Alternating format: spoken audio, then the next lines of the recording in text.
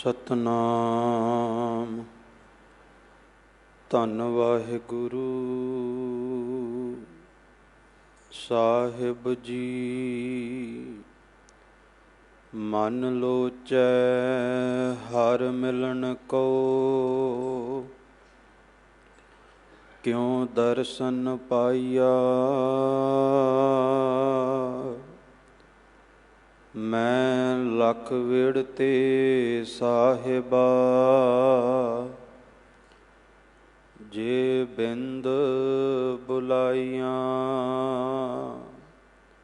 ਮੈਂ ਚਾਰੇ ਕੁੰਡਾਂ ਭਾਲੀਆਂ, ਤੁਧ ਜੇ ਵੱਡ ਨਾ ਸਾਈਆਂ। ਮੈਂ ਦਸਹੋ ਮਾਰਗ ਸੰਤ ਹੋ, ਕਿਉ ਪ੍ਰਭੂ ਮਿਲਾਈਆਂ। ਬਹੁ ਸ਼ਾਸਤਰ ਬਹੁ ਸਿਮਰਤੀ, ਪੇਖੇ ਸਰਬ ਢੰਡੋਲ।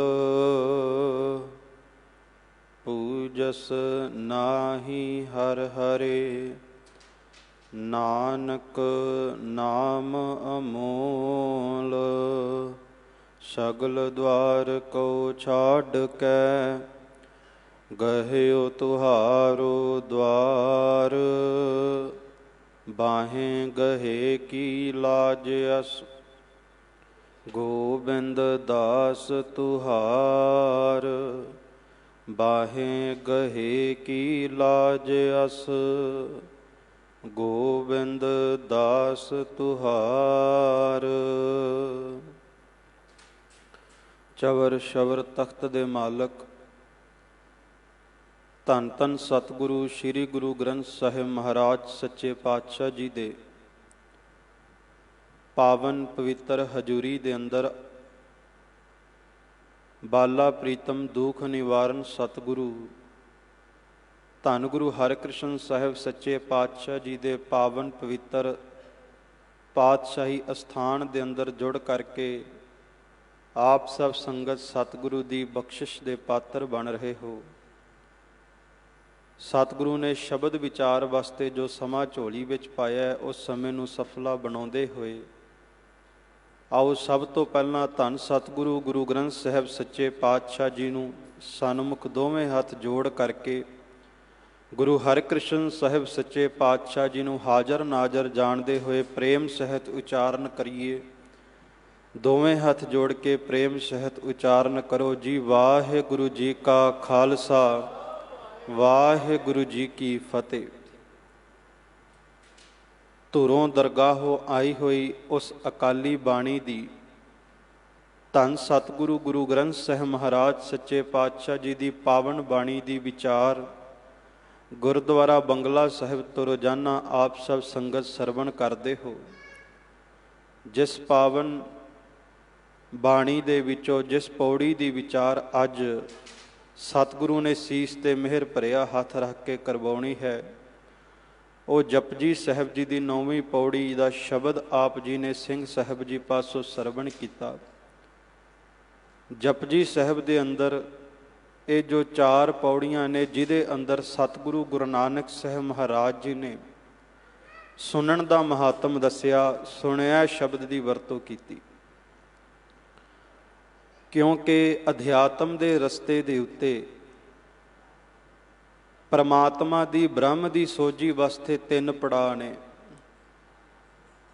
ਸਭ ਤੋਂ ਪਹਿਲਾ ਪੜਾਅ ਹੈ ਸਰਵਣ ਦਾ, ਦੂਸਰਾ ਮੰਨਣ ਦਾ, ਤੀਸਰਾ ਨਿਧਿਆਸਨ ਦਾ। ਜਦੋਂ ਬੰਦਾ ਭਗਤੀ ਦੇ ਰਾਹ ਤੇ ਤੁਰਦਾ ਹੈ, ਪਰਮਾਤਮਾ ਦੇ ਰਾਹ ਤੇ ਤੁਰਦਾ ਹੈ, ਪਹਿਲਾਂ ਪਰਮਾਤਮਾ ਦੇ ਗੁਣਾਂ ਨੂੰ ਸੁਣ ਕਰਕੇ ਪਰਮਾਤਮਾ ਨਾਲ ਪ੍ਰੇਮ ਪੈਂਦਾ ਹੈ। ਜਦੋਂ ਸਤਿਗੁਰੂ ਦੀ ਬਾਣੀ ਦੇ ਵਿੱਚੋਂ ਪ੍ਰੇਮ ਭਰੇ ਬਚਨ ਸੁਣਦੇ ਹਾਂ ਵੀ ਸ਼੍ਰੀ ਹਰਿਕ੍ਰਿਸ਼ਨ ਧਿਆਈਐ, ਜਿਸ ਡਿਠੈ ਸਭ ਦੁਖ ਜਾਏ, ਕਿ ਗੁਰੂ ਹਰਿਕ੍ਰਿਸ਼ਨ ਸਾਹਿਬ ਸੱਚੇ ਪਾਤਸ਼ਾਹ ਉਹਨਾਂ ਦਾ ਐਸਾ ਪ੍ਰਤਾਪੀ ਚਿਹਰਾ, ਐਸੇ ਪ੍ਰਤਾਪੀ ਮੂਰਤ ਹੈ ਕਿ ਸੱਚੇ ਪਾਤਸ਼ਾਹ ਜੀ ਦੇ ਦੀਦਾਰੇ ਕੀਤਿਆਂ ਹੀ ਦੁੱਖ ਦੂਰ ਹੋ ਜਾਂਦੇ ਨੇ। ਜਦੋਂ ਸਤਿਗੁਰੂ ਦੀ ਵਡਿਆਈ ਸੁਣਦੇ ਹਾਂ, ਫਿਰ ਸਤਿਗੁਰੂ ਦੇ ਉੱਤੇ ਭਰੋਸਾ ਵੱਝਦਾ। ਇਸ ਕਰਕੇ ਪਰਮਾਤਮਾ ਦੇ ਰਾਹ ਤੇ ਤੁਰਨ ਵਾਸਤੇ ਸਭ ਤੋਂ ਪਹਿਲਾ ਪੜਾਅ ਹੈ ਪਰਮਾਤਮਾ ਦੇ ਗੁਣਾਂ ਨੂੰ ਸੁਣਨ ਦਾ। ਫਿਰ ਸੁਣ ਕਰਕੇ ਮਨ ਵਿੱਚ ਵਸਾ ਕਰਕੇ ਉਹਨਾਂ ਤੇ ਭਰੋਸਾ ਰੱਖ ਕੇ ਮੰਨਣ ਦਾ, ਤੇ ਪਰਮਾਤਮਾ ਨੂੰ ਹਾਜ਼ਰ ਨਾਜ਼ਰ ਜਾਣ ਕਰਕੇ ਮਨ ਵਿੱਚ ਭਰੋਸਾ ਧਾਰ ਕੇ ਮੰਨ ਕੇ ਫਿਰ ਨਿਧਿਆਸਨ ਪਰਮਾਤਮਾ ਦੇ ਨਾਮ ਦਾ ਅਭਿਆਸ ਕਰਨ ਦਾ। ਧੰਨ ਗੁਰੂ ਅੰਗਦ ਦੇਵ ਸੱਚੇ ਪਾਤਸ਼ਾਹ ਜੀ ਨੂੰ ਗੁਰੂ ਕਿਆਂ ਸਿੱਖਾਂ ਨੇ ਪ੍ਰਸ਼ਨ ਕੀਤਾ ਕਿ ਸੱਚੇ ਪਾਤਸ਼ਾਹ, ਜਪਜੀ ਸਾਹਿਬ ਜੀ ਦੀ ਬਾਣੀ ਦੇ ਅੰਦਰ ਬਚਨ ਆਉਂਦੇ, ਕਿਵ ਸਚਿਆਰਾ ਹੋਈਐ ਕਿਵ ਕੂੜੈ ਟੁੱਟੈ ਪਾਲ, ਹੁਕਮ ਰਜਾਈ ਚੱਲਣਾ ਨਾਨਕ ਲਿਖਿਆ ਨਾਲ। ਸੰਸਾਰ ਦੇ ਤਖਤੇ ਦੇ ਉੱਤੇ ਵਿਅਕਤੀ ਸਚਿਆਰ ਪਦ ਦੀ ਪ੍ਰਾਪਤੀ ਕਿਵੇਂ ਕਰ ਸਕਦਾ ਹੈ, ਸਚਿਆਰਤਾ ਨੂੰ ਕਿਵੇਂ ਹਾਸਲ ਹੋ ਸਕਦਾ ਹੈ? ਸਤਿਗੁਰੂ ਗੁਰੂ ਨਾਨਕ ਸਾਹਿਬ ਮਹਾਰਾਜ ਸੱਚੇ ਪਾਤਸ਼ਾਹ ਜੀ ਨੇ ਅੱਗੇ ਜਵਾਬ ਵੀ ਦਿੱਤਾ ਹੈ ਕਿ ਉਸ ਪਰਮਾਤਮਾ ਦੀ ਰਜ਼ਾ ਵਿੱਚ ਚੱਲਣ ਵਾਲਾ, ਪਰਮਾਤਮਾ ਦੇ ਹੁਕਮ ਦੇ ਵਿੱਚ ਚੱਲਣ ਵਾਲਾ ਸਚਿਆਰ ਪਦ ਨੂੰ ਪ੍ਰਾਪਤ ਹੁੰਦਾ ਹੈ। ਪਰ ਪਾਤਸ਼ਾਹ ਜੀ, ਉਸ ਪਰਮਾਤਮਾ ਦੇ ਹੁਕਮ ਦੇ ਵਿੱਚ, ਪਰਮਾਤਮਾ ਦੀ ਰਜ਼ਾ ਦੇ ਵਿੱਚ ਵਿਅਕਤੀ ਕਿਵੇਂ ਚੱਲ ਸਕਦਾ ਹੈ? ਤੇ ਧੰਨ ਗੁਰੂ ਅੰਗਦ ਦੇਵ ਸੱਚੇ ਪਾਤਸ਼ਾਹ ਜੀ ਨੇ ਉੱਥੇ ਕਿਰਪਾ ਕਰਕੇ ਇਹ ਬਚਨ ਕੀਤੇ ਵੀ ਸਿੱਖੋ, ਨੌਦਾ ਭਗਤੀ ਜਿਹੜਾ ਵੀ ਵਿਅਕਤੀ ਆਪਣੇ ਜੀਵਨ ਵਿੱਚ ਕਮਾਉਂਦਾ ਹੈ ਉਹ ਸਚਿਆਰਤਾ ਨੂੰ ਪ੍ਰਾਪਤ ਹੁੰਦਾ ਹੈ, ਸਚਿਆਰ ਬਣ ਜਾਂਦਾ ਹੈ, ਖਾਲਸਾ ਬਣ ਜਾਂਦਾ ਹੈ। ਖਾਲਸਾ ਜੀ, ਨੌਦਾ ਭਗਤੀ ਭਾਵ 9 ਤਰੀਕੇ ਦੀ ਭਗਤੀ, ਜਿਹੜੀ 9 ਤਰੀਕੇ ਦੀ ਭਗਤੀ ਸਤਿਗੁਰੂ ਨੇ ਕਿਹਾ ਵੀ ਸਿੱਖ ਨੇ ਰੋਜ਼ ਕਰਨੀ ਹੈ, ਉਹਦੇ ਵਿੱਚ ਵੀ ਸਭ ਤੋਂ ਪਹਿਲਾਂ ਸਰਵਣ ਭਗਤੀ ਹੈ। ਪ੍ਰਥਮ ਅਸਥਾਨ ਤੇ ਸੁਣਨ ਦੀ ਭਗਤੀ ਨੂੰ ਸਭ ਤੋਂ ਪਹਿਲਾ ਸਥਾਨ ਦਿੱਤਾ। ਜਿਹੜਾ ਵਿਅਕਤੀ ਰੋਜ਼ਾਨਾ ਪਰਮਾਤਮਾ ਦੇ ਗੁਣ ਸੁਣਦਾ ਹੈ, ਕੀਰਤਨ ਸੁਣਦਾ ਹੈ, ਕਥਾ ਸੁਣਦਾ ਹੈ, ਗੁਰਬਾਣੀ ਦਾ ਪਾਠ ਸੁਣਦਾ ਹੈ, ਗੁਰਬਾਣੀ ਦੀ ਵਿਚਾਰ ਸੁਣਦਾ ਹੈ, ਗੁਰਬਾਣੀ ਨੂੰ ਸੁਣਨਾ, ਪਰਮਾਤਮਾ ਦੇ ਗੁਣਾਂ ਨੂੰ ਸੁਣਨਾ, ਇਹ ਵੀ ਆਪਣੇ ਆਪ ਦੇ ਵਿੱਚ ਸਭ ਤੋਂ ਸ੍ਰੇਸ਼ਟ ਤੇ ਉੱਤਮ ਭਗਤੀ ਹੈ। ਪ੍ਰਥਮ ਭਗਤੀ ਹੈ ਸਰਵਣ ਭਗਤੀ। ਦੂਸਰੇ ਅਸਥਾਨ ਤੇ ਧੰਨ ਗੁਰੂ ਅੰਗਦ ਦੇਵ ਸੱਚੇ ਪਾਤਸ਼ਾਹ ਜੀ ਨੇ ਬਚਨ ਕੀਤੇ, ਦੂਸਰੀ ਹੈ ਕੀਰਤਨ ਭਗਤੀ।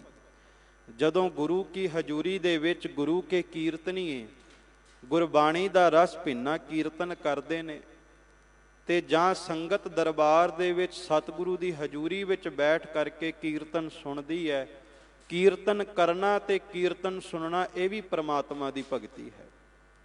ਪਹਿਲੀ ਹੈ ਸਰਵਣ ਭਗਤੀ, ਫਿਰ ਕੀਰਤਨ ਭਗਤੀ, ਉਸ ਤੋਂ ਬਾਅਦ ਪਾਦ ਸੇਵਨ ਭਗਤੀ, ਭਾਵ ਕੀਰਤਨ ਸੁਣਨਾ, ਕੀਰਤਨ ਕਰਨਾ, ਪਰਮਾਤਮਾ ਦੇ ਗੁਣਾਂ ਨੂੰ ਸੁਣਨਾ, ਪਰਮਾਤਮਾ ਦੀ ਸਿਫਤ ਕਰਨਾ।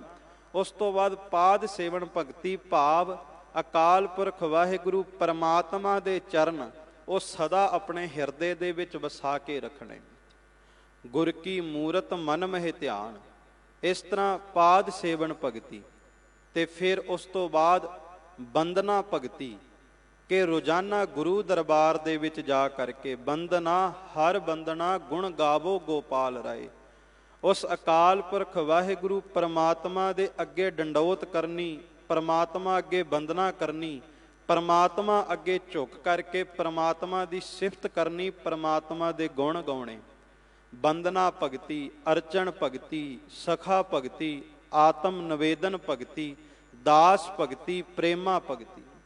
ਸੋ ਨੌਦਾ ਭਗਤੀ ਦੇ ਵਿੱਚ ਵੀ ਸਭ ਤੋਂ ਪਹਿਲੇ ਸਥਾਨ ਤੇ ਸਤਿਗੁਰੂ ਗੁਰੂ ਅੰਗਦ ਦੇਵ ਸੱਚੇ ਪਾਤਸ਼ਾਹ ਜੀ ਮਹਾਰਾਜ ਜੀ ਨੇ ਸਰਵਣ ਭਗਤੀ ਨੂੰ ਰੱਖਿਆ ਕਿ ਸੁਣਨ ਦੀ ਭਗਤੀ ਸਭ ਤੋਂ ਵੱਡੀ ਭਗਤੀ ਹੈ। ਇਸੇ ਕਰਕੇ ਰੋਜ਼ਾਨਾ ਗੁਰ ਸ਼ਬਦ ਦੀ ਵਿਚਾਰ ਕਰਦੇ ਹੋਏ ਸਤਿਗੁਰੂ ਦੇ ਵਜ਼ੀਰ, ਸਤਿਗੁਰੂ ਦੇ ਸੇਵਕ ਇਸ ਗੱਲ ਦੇ ਉੱਤੇ ਬਾਰ-ਬਾਰ ਜ਼ੋਰ ਦਿੰਦੇ ਕਿ ਭਾਈ ਸਿੱਖੋ, ਰੋਜ਼ਾਨਾ ਗੁਰੂ ਦਰਬਾਰ ਵਿੱਚ ਜਾ ਕਰਕੇ ਗੁਰਬਾਣੀ ਦਾ ਕੀਰਤਨ ਸੁਣਨਾ, ਗੁਰਬਾਣੀ ਦੀ ਗੁਰ ਸ਼ਬਦ ਦੀ ਵਿਚਾਰ ਸੁਣਨੀ, ਕਿਉਂਕਿ ਗੁਰ ਸ਼ਬਦ ਦੀ ਵਿਚਾਰ ਨੇ ਹੀ ਇਸ ਸੰਸਾਰ ਦੇ ਜੀਵ ਨੂੰ ਸਚਿਆਰ ਬਣਾਉਣਾ ਤੇ ਸਾਨੂੰ ਅਲਪੱਗ ਜੀਵਾਂ ਨੂੰ ਸਚਿਆਰ ਪਦ ਦੀ ਪ੍ਰਾਪਤੀ ਕਰਾਉਣੀ ਹੈ। ਤੇ ਜੋ ਸਚਿਆਰ ਪਦ ਦੀ ਪ੍ਰਾਪਤੀ ਕਰਦਾ ਹੈ ਉਹੀ ਅਸਲ ਮਾਇਨੇ ਦੇ ਵਿੱਚ ਖਾਲਸਾ ਕਹਾਉਂਦਾ ਹੈ, ਕਿਉਂਕਿ ਜਿਹੜਾ ਸਚਿਆਰ ਹੈ, ਸਚਿਆਰ ਦਾ ਹੀ ਜੋ ਸਤਿਗੁਰੂ ਸੱਚੇ ਪਾਤਸ਼ਾਹ ਜੀ ਨੇ ਕਿਰਪਾ ਕਰਕੇ ਰੂਪ ਦਿੱਤਾ, ਉਹ ਖਾਲਸੇ ਦਾ ਰੂਪ ਦਿੱਤਾ। ਅਤੇ ਮਹਾਨ ਕੋਸ਼ ਦੇ ਅੰਦਰ ਭਾਈ ਕਾਹਨ ਸਿੰਘ ਨਾਭਾ ਜੀ ਨੇ 4 ਤਰ੍ਹਾਂ ਦੇ ਦਰਸ਼ਨਾਂ ਦਾ ਜ਼ਿਕਰ ਕੀਤਾ। ਜਿੱਥੇ 9 ਤਰ੍ਹਾਂ ਦੀ ਭਗਤੀ ਹੈ, ਉੱਥੇ 4 ਤਰ੍ਹਾਂ ਦੇ ਦਰਸ਼ਨ ਨੇ। ਉਹਦੇ ਵਿੱਚ ਸਭ ਤੋਂ ਪਹਿਲੇ ਦਰਸ਼ਨ ਦੇ ਵਿੱਚ ਸਰਵਣ ਦਰਸ਼ਨ ਮੰਨਿਆ ਗਿਆ ਕਿ ਪਰਮਾਤਮਾ ਦੇ ਗੁਣਾਂ ਨੂੰ ਸੁਣ ਕਰਕੇ ਵੀ ਪਰਮਾਤਮਾ ਦੇ ਦੀਦਾਰੇ ਹੁੰਦੇ। ਜਦੋਂ ਅਸੀਂ ਗੁਰੂ ਗ੍ਰੰਥ ਸਾਹਿਬ ਮਹਾਰਾਜ ਜੀ ਦੇ ਸਹਿਜ ਪਾਠ ਕਰਦੇ, ਸਤਿਗੁਰੂ ਸੱਚੇ ਪਾਤਸ਼ਾਹ ਜੀ ਦੀ ਬਾਣੀ ਦੇ ਵਿੱਚੋਂ ਰੱਬ ਦੇ ਗੁਣ ਸੁਣਦੇ, ਰੱਬ ਦੇ ਗੁਣ ਗਾਉਂਦੇ ਹਾਂ, ਉਦੋਂ ਫਿਰ ਪਰਮਾਤਮਾ ਦੇ ਦੀਦਾਰੇ ਹੁੰਦੇ ਨੇ ਗੁਣਾਂ ਨੂੰ ਸੁਣ ਕਰਕੇ। ਸਭ ਤੋਂ ਪਹਿਲਾਂ ਮੰਨਿਆ ਗਿਆ ਸਰਵਣ ਦਰਸ਼ਨ, ਦੂਸਰਾ ਮੰਨਿਆ ਗਿਆ ਚਿੱਤਰ ਦਰਸ਼ਨ। ਵੈਸੇ ਸਿੱਖ ਚਿੱਤਰ ਦਾ ਪੁਜਾਰੀ ਨਹੀਂ, ਪਰ ਕਿਸੇ ਚਿੱਤਰ ਨੂੰ ਵੇਖ ਕਰਕੇ ਗੁਰੂ ਨੂੰ ਯਾਦ ਆ ਜਾਣਾ, ਇਸ ਨੂੰ ਚਿੱਤਰ ਦਰਸ਼ਨ ਵੀ ਮੰਨਿਆ ਜਾਂਦਾ। ਸੋ ਦੂਸਰਾ ਚਿੱਤਰ ਦਰਸ਼ਨ, ਤੀਸਰਾ ਸੁਪਨ ਦਰਸ਼ਨ, ਕਿ ਸੁਪਨੇ ਦੇ ਵਿੱਚ ਵੀ ਪਰਮਾਤਮਾ ਦੀ ਕਿਰਪਾ ਰਹਿਮਤ ਦੇ ਨਾਲ ਕਈ ਵਾਰ ਸੁਰਤ ਦੇ ਵਿੱਚ, ਸੁਪਨੇ ਦੇ ਵਿੱਚ ਗੁਰੂ ਜੋਤ ਦੇ, ਗੁਰ ਸ਼ਬਦ ਦੇ ਦੀਦਾਰੇ ਹੋ ਜਾਣਾ। ਜੋ ਸਿੱਖ ਅਭਿਆਸੀ ਨੇ, ਬਾਣੀ ਪੜ੍ਹਦੇ ਨੇ, ਸਿਮਰਨ ਕਰਦੇ ਨੇ, ਉਹ ਇਹ ਅਕਸਰ ਆਪਣੇ ਜੀਵਨ ਵਿੱਚ ਅਨੁਭਵ ਕਰਦੇ ਕਿ ਬਾਣੀ ਪੜ੍ਹਨ ਵਾਲੇ ਗੁਰਸਿੱਖ, ਅਭਿਆਸ ਕਰਨ ਵਾਲੇ ਗੁਰਸਿੱਖ ਜਦੋਂ ਨੀਂਦ ਵਿੱਚ ਹੁੰਦੇ ਨੇ, ਸੁਪਨੇ ਵਿੱਚ ਹੁੰਦੇ ਨੇ, ਤਾਂ ਕਈ ਅਭਿਆਸੀ ਸਿੱਖ ਸੁਪਨਿਆਂ ਦੇ ਵਿੱਚ ਵੀ ਗੁਰੂ ਘਰ ਆ ਕਰਕੇ ਸੇਵਾ ਵਿੱਚ ਹੀ ਜੁਟੇ ਰਹਿੰਦੇ ਨੇ। ਕਈ ਅਭਿਆਸੀ ਸਿੱਖ ਸੁਪਨਿਆਂ ਦੇ ਵਿੱਚ ਵੀ ਗੁਰ ਅਸਥਾਨਾਂ ਦੇ ਦੀਦਾਰੇ ਕਰਦੇ ਨੇ। ਸੋ ਇਸੇ ਕਰਕੇ ਪਹਿਲਾ ਸਰਵਣ ਦਰਸ਼ਨ, ਚਿੱਤਰ ਦਰਸ਼ਨ, ਸੁਪਨ ਦਰਸ਼ਨ ਤੇ ਫਿਰ ਪ੍ਰਤੱਖ ਦਰਸ਼ਨ। ਪਰ ਮੇਰੇ ਕਹਿਣ ਤੋਂ ਭਾਵ ਕਿ ਇੱਥੇ ਵੀ ਸਭ ਤੋਂ ਪਹਿਲਾਂ ਸਰਵਣ ਨੂੰ ਭਾਵ ਸੁਣਨ ਨੂੰ ਮਹਾਤਮ ਦਿੱਤਾ ਕਿ ਸੁਣਨ ਦਾ ਬਹੁਤ ਵੱਡਾ ਮਹਾਤਮ ਹੈ। ਉਸੇ ਮਹਾਤਮ ਨੂੰ ਦਰਸਾਉਂਦੇ ਹੋਏ ਧੰਨ ਗੁਰੂ ਨਾਨਕ ਸਾਹਿਬ ਸੱਚੇ ਪਾਤਸ਼ਾਹ ਜੀ ਮਹਾਰਾਜ ਜੀ ਨੇ ਇਹ 4 ਪੌੜੀਆਂ ਸੁਣਨ ਦੇ ਉੱਤੇ ਦੱਸੀਆਂ ਵੀ ਸੁਣਨ ਦਾ ਮਹਾਤਮ ਕੀ ਹੈ। ਤੇ ਇਹਨਾਂ 4 ਪੌੜੀਆਂ ਦੇ ਵਿੱਚ ਸਤਿਗੁਰੂ ਗੁਰੂ ਨਾਨਕ ਸਾਹਿਬ ਮਹਾਰਾਜ ਨੇ ਇਹੀ ਦੱਸਿਆ ਕਿ ਜਿਹੜਾ ਪਰਮਾਤਮਾ ਦੇ ਨਾਮ ਨੂੰ ਸੁਣਦਾ ਹੈ, ਪਰਮਾਤਮਾ ਦੇ ਗੁਣਾਂ ਨੂੰ ਸੁਣਦਾ ਹੈ, ਉਹੀ ਸਿੱਧਾਂ ਪੀਰਾਂ ਜੋਗੀਆਂ ਦੀ ਪਦਵੀ ਨੂੰ ਪ੍ਰਾਪਤ ਹੁੰਦਾ ਹੈ। ਉਹਦੇ ਅੰਦਰ ਹੀ ਸਤ ਦਾ ਨਿਵਾਸ ਹੁੰਦਾ ਹੈ। ਸਤ ਸਾਚ ਸ਼੍ਰੀ ਨਿਵਾਸ, ਆਦਿ ਪੁਰਖ ਸਦਾ ਤੁਹੀਂ, ਵਾਹਿਗੁਰੂ ਵਾਹਿਗੁਰੂ ਵਾਹਿਗੁਰੂ ਵਾਹਿ ਜੀਓ। ਤੇ ਜਿਹੜਾ ਹੀ ਪ੍ਰਮਾਤਮਾ ਦੇ ਨਾਮ ਨੂੰ ਸੁਣਦਾ ਹੈ, ਗੁਰੂ ਕੀ ਬਾਣੀ ਨੂੰ ਸੁਣਦਾ ਹੈ, ਪਰਮਾਤਮਾ ਦੇ ਗੁਣਾਂ ਨੂੰ ਸੁਣਦਾ ਹੈ ਤੇ ਪਰਮਾਤਮਾ ਦੇ ਗੁਣ ਗਾਉਂਦਾ ਹੈ, ਉਹਦੇ ਉੱਤੇ ਨਾ ਕਾਲ ਦਾ ਪ੍ਰਭਾਵ ਪੈਂਦਾ ਤੇ ਨਾ ਹੀ ਦੁੱਖਾਂ ਦਾ ਪ੍ਰਭਾਵ ਪੈਂਦਾ। ਅਤੇ ਖਾਲਸਾ ਜੀ, ਇਸ ਪੌੜੀਆਂ ਦੇ ਵਿੱਚ ਸਤਿਗੁਰੂ ਗੁਰੂ ਨਾਨਕ ਸਾਹਿਬ ਮਹਾਰਾਜ ਸੱਚੇ ਪਾਤਸ਼ਾਹ ਜੀ ਨੇ ਜੋ ਅਪਾਰ ਬਖਸ਼ਿਸ਼ ਰਹਿਮਤ ਕੀਤੀ ਹੈ, ਜਿੱਥੇ ਸੁਣਨ ਦਾ ਮਹਾਤਮ ਵੀ ਦੱਸਿਆ, ਉੱਥੇ ਵੀ ਦੱਸਿਆ ਵੀ ਸੁਣਨ ਤੋਂ ਬਾਅਦ ਪਰਮਾਤਮਾ ਦੇ ਪਿਆਰੇ ਨੂੰ, ਜਿਹੜਾ ਪਰਮਾਤਮਾ ਦੇ ਗੁਣ ਸੁਣਦਾ, ਉਹਨੂੰ ਇੱਕ ਅਵਸਥਾ ਪ੍ਰਾਪਤ ਹੁੰਦੀ ਹੈ ਵਿਗਾਸ ਦੀ। ਵਿਗਾਸ ਤੋਂ ਭਾਵ ਸਦਾ ਖੇੜੇ ਵਿੱਚ ਰਹਿਣਾ, ਸਦਾ ਖਿੜਿਆ ਰਹਿਣਾ। ਤੇ ਜਦੋਂ ਵਿਗਾਸ ਦੀ ਅਵਸਥਾ ਪ੍ਰਾਪਤ ਹੁੰਦੀ ਹੈ, ਉਹ ਇਸ ਗੱਲ ਦੀ ਨਿਸ਼ਾਨੀ ਹੈ ਵੀ ਤੂੰ ਹੁਣ ਰੱਬ ਦਾ ਭਗਤ ਹੋ ਗਿਆ, ਰੱਬ ਦਾ ਭਗਤ ਬਣ ਗਿਆ। ਕਿਉਂਕਿ ਦੁਨੀਆ ਦੇ ਵਿੱਚ ਅਕਸਰ ਲੋਕ ਮੁਰਝਾਏ ਰਹਿੰਦੇ, ਸੰਸਾਰ ਦੀਆਂ ਚਿੰਤਾਵਾਂ ਦੇ ਵਿੱਚ, ਪਰੇਸ਼ਾਨੀਆਂ ਦੇ ਵਿੱਚ, ਤਕਲੀਫਾਂ ਦੇ ਵਿੱਚ ਹਰ ਇੱਕ ਵਿਅਕਤੀ ਮੁਰਝਾਇਆ ਹੈ। ਪਰ ਦੁਨੀਆ ਦੀ ਤਕਲੀਫਾਂ ਪਰੇਸ਼ਾਨੀਆਂ ਦੇ ਵਿੱਚ ਵੀ ਜੇ ਕੋਈ ਖੇੜੇ ਵਿੱਚ ਹੈ, ਵਿਗਾਸ ਵਿੱਚ ਹੈ, ਤੇ ਪਰਮਾਤਮਾ ਦਾ ਭਗਤ ਹੈ, ਪਰਮਾਤਮਾ ਦਾ ਪਿਆਰਾ ਹੈ, ਜਿਹੜਾ ਮਾਇਆ ਦੇ ਪ੍ਰਭਾਵ ਤੋਂ ਨਿਰਲੇਪ ਰਹਿ ਕਰਕੇ ਪਰਮਾਤਮਾ ਦੇ ਹੁਕਮ ਵਿੱਚ ਚੱਲ ਕਰਕੇ ਸਦਾ ਖਿੜਿਆ ਰਹਿ ਰਿਹਾ। ਇਸੇ ਕਰਕੇ ਗੁਰੂ ਅਮਰਦਾਸ ਸਾਹਿਬ ਸੱਚੇ ਪਾਤਸ਼ਾਹ ਜੀ ਨੇ ਵੀ ਬਚਨ ਕੀਤੇ ਵੀ ਜਦੋਂ ਰੱਬ ਦੀ ਮਿਹਰ ਹੋ ਜਾਂਦੀ ਹੈ, ਰੱਬ ਦਾ ਭਗਤ ਹੋ ਜਾਂਦਾ ਹੈ ਕੋਈ, ਕਹੈ ਨਾਨਕ ਗੁਰ ਪ੍ਰਸਾਦੀ ਜਿਨ੍ਹਾਂ ਲਿਵ ਲਾਗੀ ਤੈਨੀ ਵਿੱਚੇ ਮਾਇਆ ਪਾਇਆ। ਜਦੋਂ ਰੱਬ ਦੀ ਮਿਹਰ ਹੋ ਜਾਂਦੀ ਹੈ, ਜਦੋਂ ਰੱਬ ਦੀ ਮਿਹਰ ਦੇ ਨਾਲ ਪਰਮਾਤਮਾ ਦੇ ਨਾਮ ਵਿੱਚ ਸੁਰਤ ਜੁੜ ਜਾਂਦੀ ਹੈ, ਤੇ ਵਿਅਕਤੀ ਸੰਸਾਰ ਦੀ ਮਾਇਆ ਵਿੱਚ ਰਹਿ ਕਰਕੇ, ਸੰਸਾਰ ਦੀ ਮਾਇਆ ਤੋਂ ਨਿਰਲੇਪ ਹੋ ਕੇ ਨਿਰੰਕਾਰ ਨੂੰ ਹਾਸਲ ਜ਼ਰੂਰ ਕਰਦਾ ਹੈ। ਨਿਰੰਕਾਰ ਦੇ ਨਾਮ ਦੀ ਪ੍ਰਾਪਤੀ ਹੁੰਦੀ ਹੈ। ਸੋ ਜਿੱਥੇ ਸੁਣਨ ਬਾਰੇ ਸਤਿਗੁਰੂ ਗੁਰੂ ਨਾਨਕ ਸਾਹਿਬ ਦੱਸਦੇ ਇਹ ਵੀ ਦੱਸਿਆ ਵੀ ਭਗਤ ਬਣਦਾ ਪ੍ਰਮਾਤਮਾ ਦੇ ਨਾਮ ਨੂੰ ਸੁਣ ਕੇ, ਤੇ ਭਗਤ ਨੂੰ ਅਵਸਥਾ ਪ੍ਰਾਪਤ ਹੁੰਦੀ ਹੈ ਵਿਗਾਸ ਦੀ, ਖੇੜੇ ਦੀ। ਤੇ ਕਹਿੰਦੇ ਜਦੋਂ ਵਿਗਾਸ ਦੀ, ਖੇੜੇ ਦੀ ਅਵਸਥਾ ਪ੍ਰਾਪਤ ਹੁੰਦੀ ਹੈ, ਉਦੋਂ ਫਿਰ ਸਭ ਤੋਂ ਵੱਡੀ ਦਾਤ, ਜਿਸ ਦਾਤ ਕਰਕੇ ਹਰ ਇੱਕ ਵਿਅਕਤੀ ਭੱਜ ਰਿਹਾ ਹੈ ਵੀ ਦੁੱਖਾਂ ਤੋਂ ਛੁਟਕਾਰਾ ਹੋ ਜਾਵੇ, ਦੁੱਖਾਂ ਦੀ ਬੰਦ ਖਲਾਸੀ ਹੋ ਜਾਵੇ, ਦੁੱਖਾਂ ਤੋਂ ਮੁਕਤੀ ਹੋ ਜਾਵੇ। ਕਹਿੰਦੇ ਜਦੋਂ ਪਰਮਾਤਮਾ ਦੇ ਨਾਮ ਨੂੰ ਸੁਣਨ ਲੱਗ ਪਿਆ, ਜਦੋਂ ਪਰਮਾਤਮਾ ਦਾ ਭਗਤ ਹੋ ਗਿਆ, ਜਦੋਂ ਪਰਮਾਤਮਾ ਦੇ ਭਗਤ ਨੂੰ ਵਿਗਾਸ ਦੀ ਅਵਸਥਾ ਪ੍ਰਾਪਤ ਹੋ ਗਈ, ਉਦੋਂ ਫਿਰ ਦੁੱਖ ਪਾਪ ਕਾ ਨਾਸ, ਦੁੱਖਾਂ ਤੇ ਪਾਪਾਂ ਦਾ ਵੀ ਨਾਸ ਹੋ ਜਾਂਦਾ। ਸੋ ਸਤਿਗੁਰੂ ਗੁਰੂ ਨਾਨਕ ਸਾਹਿਬ ਮਹਾਰਾਜ ਸੱਚੇ ਪਾਤਸ਼ਾਹ ਜੀ ਕੀ ਉਪਦੇਸ਼ ਕਰਦੇ ਨੇ। ਆਓ ਸਤਿਗੁਰੂ ਗੁਰੂ ਨਾਨਕ ਸਾਹਿਬ ਮਹਾਰਾਜ ਸੱਚੇ ਪਾਤਸ਼ਾਹ ਜੀ ਨੂੰ ਹਾਜ਼ਰ ਨਾਜ਼ਰ ਜਾਣ ਕੇ ਉਸ ਪੌੜੀ ਦੀ ਵਿਚਾਰ ਨੂੰ ਆਰੰਭ ਕਰੀਏ। ਸਤਿਗੁਰੂ ਗੁਰੂ ਸਾਹਿਬ ਬਚਨ ਕਰਦੇ ਨੇ, ਸੁਣਿਆ ਈਸਰ ਬਰਮਾ ਇੰਦ। ਸ਼੍ਰੀ ਅਮੀਰ ਭੰਡਾਰ ਦੇ ਵਿੱਚ ਜੋ ਨਿਰਮਲੇ ਸੰਪਰਦਾਇ ਦਾ ਗੁਰੂ ਗ੍ਰੰਥ ਸਾਹਿਬ ਜੀ ਦਾ ਟੀਕਾ ਹੈ, ਉਸ ਵਿੱਚ ਇਹਨਾਂ ਪੌੜੀਆਂ ਦੇ ਅਰਥ ਕੀਤੇ ਗਏ ਕਿ ਸਤਿਗੁਰੂ ਗੁਰੂ ਨਾਨਕ ਸਾਹਿਬ ਮਹਾਰਾਜ ਸੱਚੇ ਪਾਤਸ਼ਾਹ ਜੀ ਨੂੰ ਸਿੱਧਾ ਨੇ ਪ੍ਰਸ਼ਨ ਕੀਤਾ ਕਿ ਪਾਤਸ਼ਾਹ, ਸਤਿਗੁਰੂ ਗੁਰੂ ਨਾਨਕ ਸਾਹਿਬ ਮਹਾਰਾਜ ਨੂੰ ਪੁੱਛਦੇ ਨੇ ਕਿ ਆਪ ਜੀ ਨੇ ਦੱਸਿਆ ਵੀ ਪਰਮਾਤਮਾ ਦੇ ਨਾਮ ਨੂੰ ਜਪੋ, ਪਰਮਾਤਮਾ ਦੇ ਨਾਮ ਦੀ ਕਲਾ ਦੁਨੀਆ ਦੇ ਵਿੱਚ ਵਰਤ ਰਹੀ ਹੈ, ਹਰ ਇੱਕ ਵਸਤੂ ਪਰਮਾਤਮਾ ਦੇ ਨਾਮ ਦੇ ਵਿੱਚ ਚੱਲ ਰਹੀ ਹੈ, ਹੁਕਮ ਦੇ ਵਿੱਚ ਚੱਲ ਰਹੀ ਹੈ, ਪਰ ਨਾਮ ਦਾ ਮਹਾਤਮ ਕੀ ਹੈ? ਇੱਥੇ ਇਤਨੀਆਂ ਸਾਧਨਾ ਵਾਲੇ ਸਿੱਧ ਬੈਠੇ ਨੇ, ਪੀਰ ਬੈਠੇ ਨੇ, ਦੁਨੀਆ ਬਣਾਉਣ ਵਾਲੇ ਈਸ਼ਰ ਵੀ ਹੈ, ਬ੍ਰਹਮਾ ਵੀ ਮੰਨਿਆ ਗਿਆ, ਇੰਦ ਤਿੰਨ ਮੰਨੇ ਗਏ, ਬ੍ਰਹਮਾ ਵਿਸ਼ਨ ਮਹੇਸ਼ ਤਿੰਨ ਮੰਨੇ ਗਏ ਵੀ ਇੱਕ ਸੰਸਾਰ ਦੀ ਉਤਪਤੀ ਕਰ ਰਿਹਾ ਹੈ, ਇੱਕ ਸੰਸਾਰ ਦੀ ਪਾਲਣਾ ਕਰ ਰਿਹਾ, ਇੱਕ ਸੰਸਾਰ ਨੂੰ ਸਮੇਟ ਰਿਹਾ। ਤੇ ਸਤਿਗੁਰੂ ਗੁਰੂ ਨਾਨਕ ਸਾਹਿਬ ਮਹਾਰਾਜ ਨੇ ਕਿਹਾ ਵੀ ਭਾਵੇਂ ਤਿੰਨਾਂ ਦੀ ਉਥਾਨਕਾ ਦਿੱਤੀ ਜਾਂਦੀ ਹੈ, ਤਿੰਨ ਮੰਨੇ ਜਾਂਦੇ, ਪਰ ਅਸਲ ਮਾਇਨੇ ਵਿੱਚ ਉਹ ਪਰਮਾਤਮਾ ਖੁਦ ਹੀ ਹੈ ਜੋ ਸੰਸਾਰ ਦੀ ਉਤਪਤੀ ਵੀ ਕਰ ਰਿਹਾ, ਸੰਸਾਰ ਦੀ ਪਾਲਣਾ ਵੀ ਕਰ ਰਿਹਾ, ਸੰਸਾਰ ਨੂੰ ਸਮੇਟ ਵੀ ਰਿਹਾ। ਇੱਕ ਓੰਕਾਰ, ਓੰਕਾਰ ਦਾ ਭਾਵ ਹੀ ਇਹ ਹੈ ਵੀ ਉਤਪਤੀ ਵੀ ਖੁਦ ਕਰਦਾ ਹੈ, ਪਾਲਣਾ ਵੀ ਖੁਦ ਕਰਦਾ ਹੈ, ਤੇ ਸਮੇਟਦਾ ਵੀ ਖੁਦ ਹੈ। ਪਰ ਸਿੱਧ ਕਹਿੰਦੇ ਦੁਨੀਆ ਵਿੱਚ ਤਿੰਨ ਕਿਉਂ ਮੰਨੇ ਗਏ? ਤੇ ਸਤਿਗੁਰੂ ਗੁਰੂ ਨਾਨਕ ਸਾਹਿਬ ਮਹਾਰਾਜ ਕਹਿੰਦੇ, ਸਿੱਧੋ ਜਦੋਂ ਪਰਮਾਤਮਾ ਦੇ ਨਾਮ ਨੂੰ, ਪਰਮਾਤਮਾ ਦੇ ਹੁਕਮ ਨੂੰ, ਪਰਮਾਤਮਾ ਦੀ ਰਜ਼ਾ ਨੂੰ ਸੁਣਨ ਦਾ ਯਤਨ ਕਰਾਂਗੇ, ਉਦੋਂ ਫਿਰ ਸੰਸਾਰ ਦੀ ਉਤਪਤੀ, ਸੰਸਾਰ ਦੀ ਪਾਲਣ ਪੋਸ਼ਣ ਤੇ ਸੰਸਾਰ ਨੂੰ ਸਮੇਟਣ ਵਾਲਿਆਂ ਦੇ ਵੀ ਭੇਦ ਖੁੱਲ੍ਹ ਜਾਂਦੇ ਨੇ।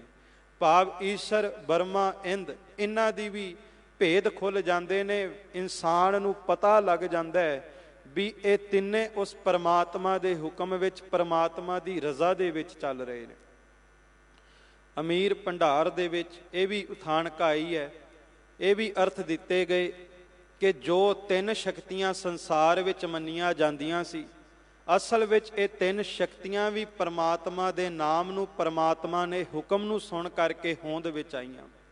ਪਰਮਾਤਮਾ ਦੇ ਹੁਕਮ ਤੋਂ ਬਿਨਾਂ, ਪਰਮਾਤਮਾ ਦੇ ਨਾਮ ਤੋਂ ਬਿਨਾਂ ਕੋਈ ਵੀ ਸ਼ਕਤੀ ਆਪਣੇ ਆਪ ਪ੍ਰਗਟ ਨਹੀਂ ਹੁੰਦੀ। ਹਰ ਇੱਕ ਤਾਕਤ ਦੁਨੀਆ ਦੀ, ਹਰ ਇੱਕ ਸ਼ਕਤੀ ਦੁਨੀਆ ਦੀ, ਉਹ ਪਰਮਾਤਮਾ ਦੇ ਅਕਾਲ ਪੁਰਖ ਵਾਹਿਗੁਰੂ ਦੇ ਨਾਮ ਦੇ ਹੁਕਮ ਦੇ ਰਜ਼ਾ ਦੇ ਵਿੱਚ ਚੱਲ ਰਹੀ ਹੈ, ਪਰਮਾਤਮਾ ਦੇ ਭਾਣੇ ਵਿੱਚ ਚੱਲ ਰਹੀ ਹੈ। ਇਸੇ ਕਰਕੇ ਸਤਿਗੁਰੂ ਗੁਰੂ ਗੋਬਿੰਦ ਸਿੰਘ ਮਹਾਰਾਜ ਕਲਗੀਧਰ ਪਾਤਸ਼ਾਹ ਜੀ ਨੇ ਬਚਨ ਕੀਤੇ, ਤੁਈ ਰਾਜ਼ ਰੋਜ਼ੀ ਦੇਹੋ ਦਸਤਗੀਰ, ਕਰੀਮੇ ਖਤਾ ਬਖਸ਼ ਦਾਨਸ ਪਜ਼ੀਰ। ਕਲਗੀਧਰ ਸੁਆਮੀ ਗੁਰੂ ਗੋਬਿੰਦ ਸਿੰਘ ਮਹਾਰਾਜ ਸੱਚੇ ਪਾਤਸ਼ਾਹ ਕਹਿੰਦੇ ਕਿ ਸਿੱਖੋ, ਦੁਨੀਆ ਦੇ ਵਿੱਚ ਜੇ ਕੋਈ ਜਨਮ ਦੇ ਰਿਹਾ ਤੇ ਪਰਮਾਤਮਾ ਨੇ ਦਿੱਤਾ ਹੈ, ਤੇ ਜੇ ਪਾਲਣ ਪੋਸ਼ਣ ਕੀਤਾ ਪਰਮਾਤਮਾ ਨੇ ਕੀਤਾ। ਤੂੰ ਹੀ ਰਾਜ਼ ਰੋਜ਼ੀ ਦੇਹੋ ਦਸਤਗੀਰ, ਜਨਮ ਦੇਣ ਵਾਲਾ ਵੀ ਤੂੰ ਹੀ ਹੈ, ਰੋਜ਼ੀ ਦੇਣ ਵਾਲਾ ਵੀ ਤੂੰ ਹੀ ਹੈ, ਇਨਸਾਨ ਨੂੰ ਛਕਣ ਵਾਸਤੇ ਭੋਜਨ ਦੇਣ ਵਾਲਾ ਵੀ ਤੂੰ ਹੀ ਹੈ, ਪਹਿਨਣ ਵਾਸਤੇ ਵਸਤਰ ਦੇਣ ਵਾਲਾ ਵੀ ਤੂੰ ਹੀ ਹੈ। ਤੇ ਕੇਵਲ ਰੋਜ਼ੀ ਹੀ ਨਹੀਂ ਦਿੰਦਾ, ਰਿਜ਼ਕ ਹੀ ਨਹੀਂ ਦਿੰਦਾ। ਸਤਿਗੁਰੂ ਕਲਗੀਧਰ ਪਾਤਸ਼ਾਹ ਗੁਰੂ ਗੋਬਿੰਦ ਸਿੰਘ ਕਹਿੰਦੇ, ਪਰਮਾਤਮਾ ਏਡਾ ਦਿਆਲੂ ਕਿਰਪਾਲੂ ਹੈ, ਕਰੀਮੇ ਖਤਾ ਬਖਸ਼ ਦਾਨਸ ਪਜ਼ੀਰ। ਇਨਸਾਨ ਰੋਜ਼ਾਨਾ ਬੇਅੰਤ ਭੁੱਲਾਂ ਕਰਕੇ ਬੇਅੰਤ ਪਾਤਸ਼ਾਹ ਮਾਲਕ ਦੇ ਦਰਬਾਰ ਵਿੱਚ ਆਉਂਦਾ ਹੈ ਤੇ ਅਕਾਲ ਪੁਰਖ ਵਾਹਿਗੁਰੂ ਸਤਿਗੁਰੂ ਗੁਰੂ ਹਰਿਕ੍ਰਿਸ਼ਨ ਸਾਹਿਬ ਸੱਚੇ ਪਾਤਸ਼ਾਹ ਇੱਕ ਵਾਰ ਵੀ ਸਾਡੀ ਭੁੱਲ ਦੁਹਰਾਉਂਦੇ ਨਹੀਂ। ਕੋਈ ਵਿਅਕਤੀ ਭੁੱਲ ਕਰਕੇ ਸਤਿਗੁਰੂ ਦੇ ਦਰਬਾਰ ਵਿੱਚ ਝੁਕ ਜਾਵੇ ਤੇ ਮਹਾਰਾਜ ਹਰ ਇੱਕ ਭੁੱਲ ਨੂੰ ਬਖਸ਼ ਕਰਕੇ ਸਿੱਖ ਦੀ ਝੋਲੀ ਵਿੱਚ ਦਾਤ ਪਾ ਦਿੰਦੇ ਨੇ। ਅਸੀਂ ਤੇ ਨਿਤ ਭੁੱਲਾ ਕਰਦੇ, ਜੇਤਾ ਸਮੁੰਦ ਸਾਗਰ ਨੀਰ ਭਰਿਆ ਤੇ ਔਗਣ ਹਮਾਰੇ। ਜਿਵੇਂ ਸਮੁੰਦ ਜਿਸ ਤਰ੍ਹਾਂ ਸਾਗਰ ਪਾਣੀ ਦੇ ਨਾਲ ਨੱਕਾ ਨੱਕ ਭਰਿਆ, ਇਸ ਤਰ੍ਹਾਂ ਸਾਡਾ ਜੀਵਨ ਸਾਡੀਆਂ ਭੁੱਲਾਂ ਦੇ ਨਾਲ ਨੱਕਾ ਨੱਕ ਭਰਿਆ ਹੋਇਆ।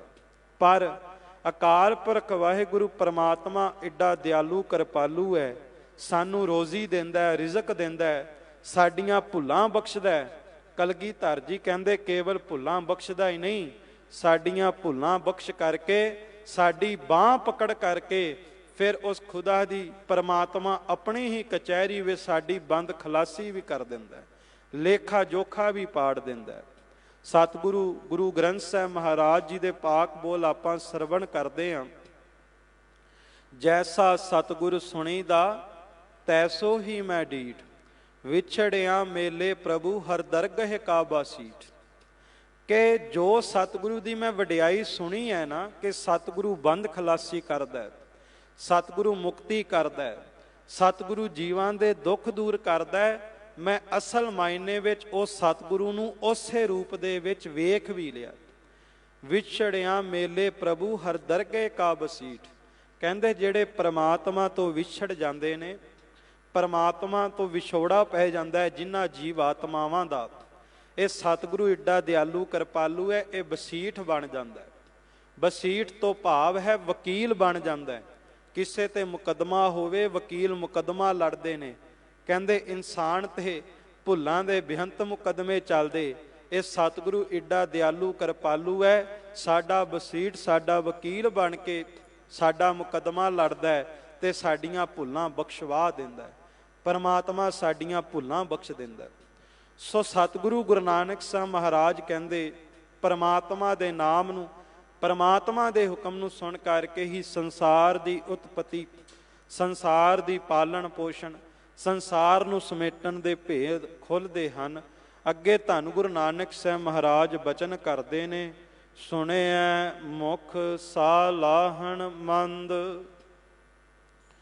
ਧੰਨ ਗੁਰੂ ਨਾਨਕ ਸਾਹਿਬ ਮਹਾਰਾਜ ਸੱਚੇ ਪਾਤਸ਼ਾਹ ਬਚਨ ਕਰਦੇ, ਇਹ ਨਾਮ ਦੀ ਵਡਿਆਈ ਹੈ, ਨਾਮ ਦਾ ਮਹਾਤਮ ਹੈ।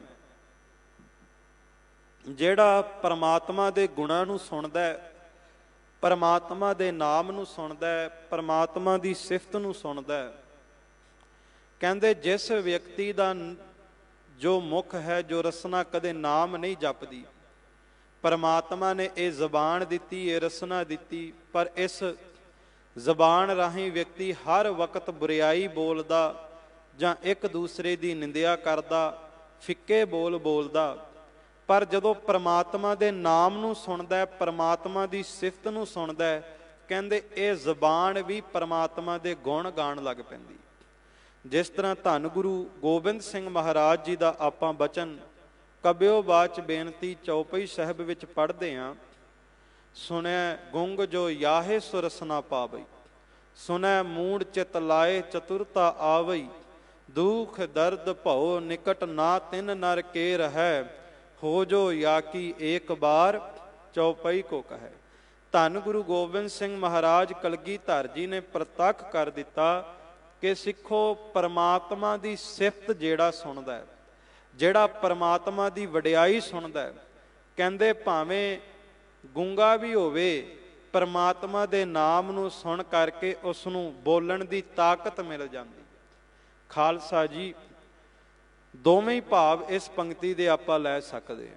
ਧੰਨ ਗੁਰੂ ਹਰਿਕ੍ਰਿਸ਼ਨ ਸਾਹਿਬ ਸੱਚੇ ਪਾਤਸ਼ਾਹ ਜੀ ਦੇ ਦਰਬਾਰ ਦੇ ਵਿੱਚ ਜੁੜੇ ਹਾਂ ਤੇ ਸਤਿਗੁਰੂ ਗੁਰੂ ਹਰਿਕ੍ਰਿਸ਼ਨ ਸਾਹਿਬ ਮਹਾਰਾਜ ਸੱਚੇ ਪਾਤਸ਼ਾਹ ਜੀ ਦੀ ਵਡਿਆਈ ਹੈ ਵੀ ਇੱਥੇ ਸੰਸਾਰਕ ਤੌਰ ਤੇ ਜੋ ਬੋਲ ਨਹੀਂ ਸਕਦਾ, ਸੁਣ ਨਹੀਂ ਸਕਦਾ, ਛੱਜੂ ਝੀਵਰ ਦੇ ਸੀਸ ਦੇ ਉੱਤੇ ਗੁਰੂ ਹਰਿਕ੍ਰਿਸ਼ਨ ਸਾਹਿਬ ਆਪਣੀ ਮਿਹਰਾਂ ਭਰੀ ਛੜੀ ਟਿਕਾ ਦੇਣ, ਮਹਾਰਾਜ ਮਿਹਰ ਭਰੀ ਨਿਗਾਹ ਨਾਲ ਵੇਖ ਲੈਣ ਤੇ ਉਸ ਨੂੰ ਰੱਬ ਦੀ ਵਡਿਆਈ ਕਰਨ ਦੀ ਸਮਰੱਥਾ ਤਾਕਤ ਦੇ ਦਿੰਦੇ ਨੇ। ਪਰ ਤਾਂ ਜੇ ਉਹ ਸਤਿਗੁਰੂ ਦੀ ਹਜ਼ੂਰੀ ਦੇ ਵਿੱਚ ਬੈਠਦਾ। ਤੇ ਦੂਸਰਾ ਭਾਵ ਇਹ ਵੀ ਆਪਾਂ ਕਵਾਂਗੇ ਵੀ ਇਹ ਤਾਂ ਸੁਣੈ ਗੁੰਗ ਜੋ ਯਾਹੇ ਸੋ ਰਸਨਾ ਪਾਵੇ, ਵੀ ਜਿਹੜਾ ਗੁੰਗਾ ਉਹਨੂੰ ਜ਼ਬਾਨ ਮਿਲਦੀ, ਪਰ ਅਸੀਂ ਤਾਂ ਦੁਨਿਆਵੀ ਤੌਰ ਤੇ ਬੋਲ ਸਕਦੇ ਹਾਂ। ਪਰ ਗੁਰੂ ਨਾਨਕ ਸਾਹਿਬ ਦੇ ਘਰ ਦੇ ਵਿੱਚ ਹਰ ਉਹ ਵਿਅਕਤੀ ਗੂੰਗਾ ਹੀ ਮੰਨਿਆ ਜਾਂਦਾ ਹੈ ਜਿਹੜਾ ਅੰਮ੍ਰਿਤ ਵੇਲੇ ਉੱਠ ਕਰਕੇ ਵੀ ਜਪਜੀ ਸਾਹਿਬ ਦਾ ਪਾਠ ਨਹੀਂ ਕਰਦਾ, ਜਾਪ ਸਾਹਿਬ ਦਾ ਪਾਠ ਨਹੀਂ ਕਰਦਾ। ਤਉ ਪ੍ਰਸਾਦ ਸਵਈਏ ਕਬਿਓ ਬਾਚ ਬੇਨਤੀ ਚੌਪਈ ਸਾਹਿਬ ਆਨੰਦ ਸਾਹਿਬ ਦਾ ਪਾਠ ਨਹੀਂ ਕਰਦਾ, ਨਿਤਨੇਮ ਨਹੀਂ ਕਰਦਾ। ਜਿਹੜਾ ਵੀ ਵਿਅਕਤੀ ਉੱਠ ਕੇ ਨਾਮ ਨਹੀਂ ਜਪਦਾ, ਵਾਹਿਗੁਰੂ ਸਿਮਰਨ ਦਾ ਅਭਿਆਸ ਨਹੀਂ ਕਰਦਾ, ਉਹਨੂੰ ਰੱਬ ਦੇ ਘਰ ਦੇ ਵਿੱਚ ਗੂੰਗਾ ਹੀ ਮੰਨਿਆ ਜਾਂਦਾ। ਤੇ ਇਸ ਕਰਕੇ ਸਤਿਗੁਰੂ ਕਹਿੰਦੇ ਸੰਗਤ ਵਿੱਚ ਆ, ਸੰਗਤ ਦੀ ਘੜੀਆਂ ਦਾ ਆਨੰਦ ਮਾਣ, ਸੰਗਤ ਵਿੱਚ ਬੈਠ ਕਰਕੇ ਨਾਮ ਨੂੰ ਸੁਣ। ਆਪ ਸਾਰੇ ਅਨੁਭਵ ਕਰੋਗੇ ਵੀ ਜਦੋਂ ਸੰਗਤ ਵਿੱਚ ਆਉਂਦੇ ਆ, ਰੱਬ ਦੀ ਵਡਿਆਈ ਸੁਣਦੇ ਆ, ਗੁਰ ਸ਼ਬਦ ਦੀ ਵਿਚਾਰ ਸੁਣਦੇ ਆ ਨਾ, ਤੇ ਸਤਿਗੁਰੂ ਦੀ ਵਡਿਆਈ ਸੁਣਦੇ ਸੁਣਦੇ ਕਈ ਵਾਰ ਸਾਡੇ ਮੁਖੋਂ ਸਹਿਜ ਸੁਭਾਏ ਵਾਹਿਗੁਰੂ ਨਿਕਲ ਜਾਂਦਾ ਹੈ, ਵਾਹਿਗੁਰੂ ਸ਼ਬਦ ਨਿਕਲ ਜਾਂਦਾ ਹੈ ਸੰਗਤ ਵਿੱਚ ਆ ਕਰਕੇ। ਪਰ ਉਸ ਤਰ੍ਹਾਂ ਦਿਨ ਦੇ ਵਿੱਚ ਭਾਵੇਂ ਸਾਰਾ ਦਿਨ ਕੰਮਕਾਰ ਕਰਦੇ ਰਹੀਏ, ਕਈ ਵਾਰ ਚਾਹ ਕਰਕੇ ਵੀ ਵਾਹਿਗੁਰੂ ਨਹੀਂ ਨਿਕਲਦਾ। ਪਰ ਸੰਗਤ ਵਿੱਚ ਜਦੋਂ ਰੱਬ ਦੀ ਵਡਿਆਈ, ਰੱਬ ਦੀ ਸਿਫਤ ਸੁਣਦੇ ਆ, ਤੇ ਰੱਬ ਦੇ ਗੁਣਾਂ ਨੂੰ ਸੁਣ ਕਰਕੇ, ਪਰਮਾਤਮਾ ਦੀ ਸਿਫਤ ਸੁਣ ਕੇ ਕਈ ਸਰੀਰਾਂ ਦੇ ਮੁਖੋਂ ਸਹਿਜ ਸੁਭਾਏ ਵਾਹਿਗੁਰੂ ਨਿਕਲ ਜਾਂਦਾ ਹੈ, ਧੰਨ ਗੁਰੂ ਨਾਨਕ ਨਿਕਲ ਜਾਂਦਾ ਹੈ, ਧੰਨ ਗੁਰੂ ਹਰਿਕ੍ਰਿਸ਼ਨ ਸਾਹਿਬ ਨਿਕਲ ਜਾਂਦਾ ਹੈ।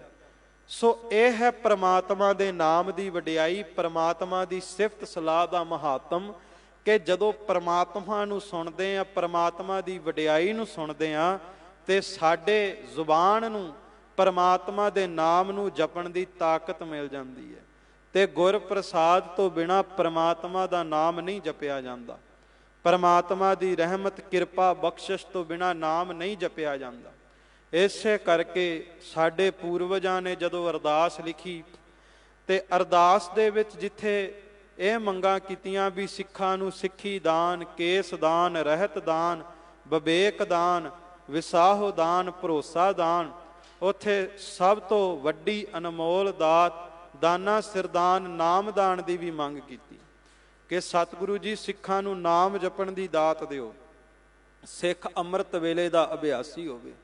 ਸੋ ਧੰਨ ਗੁਰੂ ਨਾਨਕ ਸਾਹਿਬ ਮਹਾਰਾਜ ਸੱਚੇ ਪਾਤਸ਼ਾਹ ਕਹਿੰਦੇ ਪਰਮਾਤਮਾ ਦੀ ਸਿਫਤ, ਪਰਮਾਤਮਾ ਦੇ ਗੁਣਾਂ ਨੂੰ ਸੁਣ ਕੇ ਪਰਮਾਤਮਾ ਦੇ ਨਾਮ ਨੂੰ ਜਪਣ ਦੀ ਤਾਕਤ ਮਿਲਦੀ ਹੈ। ਸਾਡੇ ਮੁਖਾਂ ਦੇ ਵਿੱਚੋਂ ਪਰਮਾਤਮਾ ਦਾ ਨਾਮ ਉਹ ਲਿਆ ਜਾਂਦਾ ਹੈ। ਇਤਿਹਾਸ ਦੇ ਵਿੱਚ ਮਿਲਦਾ, ਭਾਈ ਲਹਿਣਾ ਜੀ ਨੇ ਵੀ ਗੁਰਸਿੱਖ ਪਾਸੋਂ ਸਤਿਗੁਰੂ ਗੁਰੂ ਨਾਨਕ ਸਾਹਿਬ ਮਹਾਰਾਜ ਸੱਚੇ ਪਾਤਸ਼ਾਹ ਜੀ ਦੀ ਅੰਮ੍ਰਿਤ ਬਾਣੀ ਸੁਣੀ।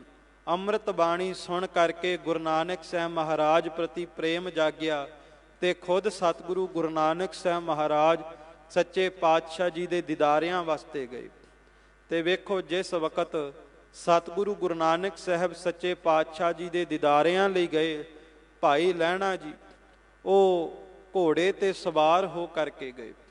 ਸਤਿਗੁਰੂ ਗੁਰੂ ਨਾਨਕ ਸਾਹਿਬ ਮਹਾਰਾਜ ਸੱਚੇ ਪਾਤਸ਼ਾਹ ਜੀ ਰਸਤੇ ਵਿੱਚ ਮਿਲ ਗਏ, ਤੇ ਸਤਿਗੁਰੂ ਗੁਰੂ ਨਾਨਕ ਸਾਹਿਬ ਤੋਂ ਹੀ ਭਾਈ ਲਹਿਣਾ ਜੀ ਗੁਰੂ ਨਾਨਕ ਸਾਹਿਬ ਦਾ ਪਤਾ ਪੁੱਛਦੇ ਨੇ। ਤੇ ਸਤਿਗੁਰੂ ਗੁਰੂ ਨਾਨਕ ਸਾਹਿਬ ਮਹਾਰਾਜ ਮੁਸਕਰਾ ਕੇ ਕਹਿੰਦੇ, ਪੁਰਖਾ ਮੈਂ ਤੈਨੂੰ ਲੈ ਚੱਲਾਂਗਾ, ਆ ਘੋੜੇ ਦੀਆਂ ਲਗਾਮਾਂ ਮੈਨੂੰ ਪਕੜਾ ਦੇ। ਤੇ ਭਾਈ ਲਹਿਣਾ ਜੀ ਨੇ ਘੋੜੇ ਦੀਆਂ ਲਗਾਮਾਂ ਉਹ ਗੁਰੂ ਨਾਨਕ ਸਾਹਿਬ ਦੇ ਹੱਥਾਂ ਵਿੱਚ ਦੇ ਦਿੱਤੀ। ਇੱਥੋਂ ਇਹ ਸਿੱਖਿਆ ਵੀ ਬੜੀ ਵੱਡੀ ਮਿਲੀ ਵੀ ਗੁਰੂ ਨਾਨਕ ਦਾ ਪਤਾ ਉਹਨੂੰ ਹੀ ਮਿਲ ਸਕਦਾ ਹੈ ਜਿਹੜਾ ਆਪਣੇ ਮਨ ਰੂਪੀ ਘੋੜੇ ਦੀਆਂ ਲਗਾਮਾਂ ਉਹ ਗੁਰੂ ਨੂੰ ਸਮਰਪਿਤ ਕਰ ਦਿੰਦਾ। ਜਦੋਂ ਤੱਕ ਮਨ ਰੂਪੀ ਘੋੜੇ ਦੀਆਂ ਲਗਾਮਾਂ ਸਤਿਗੁਰੂ ਦੇ ਹੱਥਾਂ ਵਿੱਚ ਨਹੀਂ ਦਿੰਦਾ, ਇਹ ਮਨ ਉਦੋਂ ਤੱਕ ਦੁਨੀਆ ਵਿੱਚ ਹੀ ਭੱਜਦਾ ਰਹਿੰਦਾ। ਮਨੁਆ ਦਹਿ ਦਿਸ ਧਾਵਦਾ ਉਹ ਕੈਸੇ ਹਰ ਗੁਣ ਗਾਵੇ। ਉਦੋਂ ਤੱਕ ਮਨ ਰੂਪੀ ਘੋੜਾ ਬਾਹਰ ਰੂਪੀ ਦੌੜਾਂ ਹੀ ਦੌੜਦਾ, ਪਰ ਜਦੋਂ ਘੋੜੇ ਦੀਆਂ ਮਨ ਰੂਪੀ ਘੋੜੇ ਦੀਆਂ ਲਗਾਮਾਂ ਗੁਰੂ ਨੂੰ ਦੇ ਦਿੰਨੇ, ਫਿਰ ਇਹ ਮਨ ਵੇਚੈ ਸਤਿਗੁਰ ਕੈ ਪਾਸ ਤਿਸ ਸੇਵਕ ਕੇ ਕਾਰਜ ਰਾਸ। ਜਦੋਂ ਮਨ ਗੁਰੂ ਨੂੰ ਵੇਚ ਦਿੰਨੇ ਆ, ਉਦੋਂ ਹੀ ਸਾਡੇ ਕਾਰਜ ਰਾਸ ਹੁੰਦੇ ਨੇ।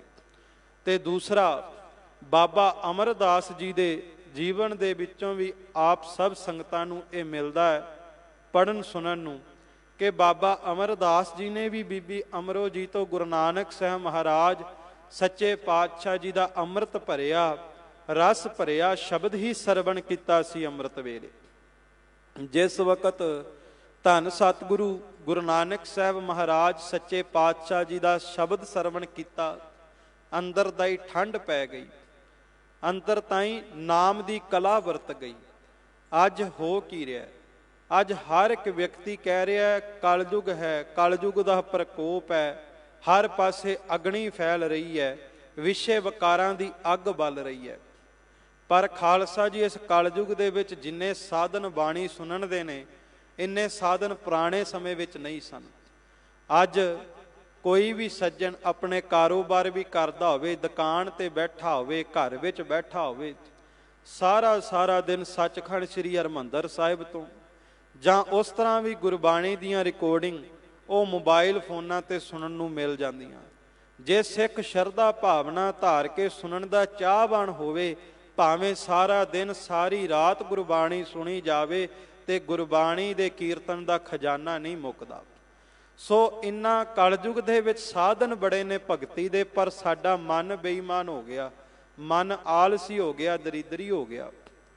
ਪਰ ਜੇ ਪ੍ਰੇਮ ਭਾਵਨਾ ਦੇ ਨਾਲ ਸ਼ਬਦ ਨੂੰ ਸੁਣਾਂਗੇ, ਕੀਰਤਨ ਨੂੰ ਸੁਣਾਂਗੇ, ਤੇ ਸੱਚ ਜਾਣਿਓ ਜਿੱਥੇ ਅੰਦਰ ਠੰਡ ਵਰਤੇਗੀ, ਸਾਡੇ ਘਰਾਂ ਦੇ ਵਿੱਚ ਵੀ ਨਾਮ ਦੀ ਕਲਾ ਵਰਤੇਗੀ।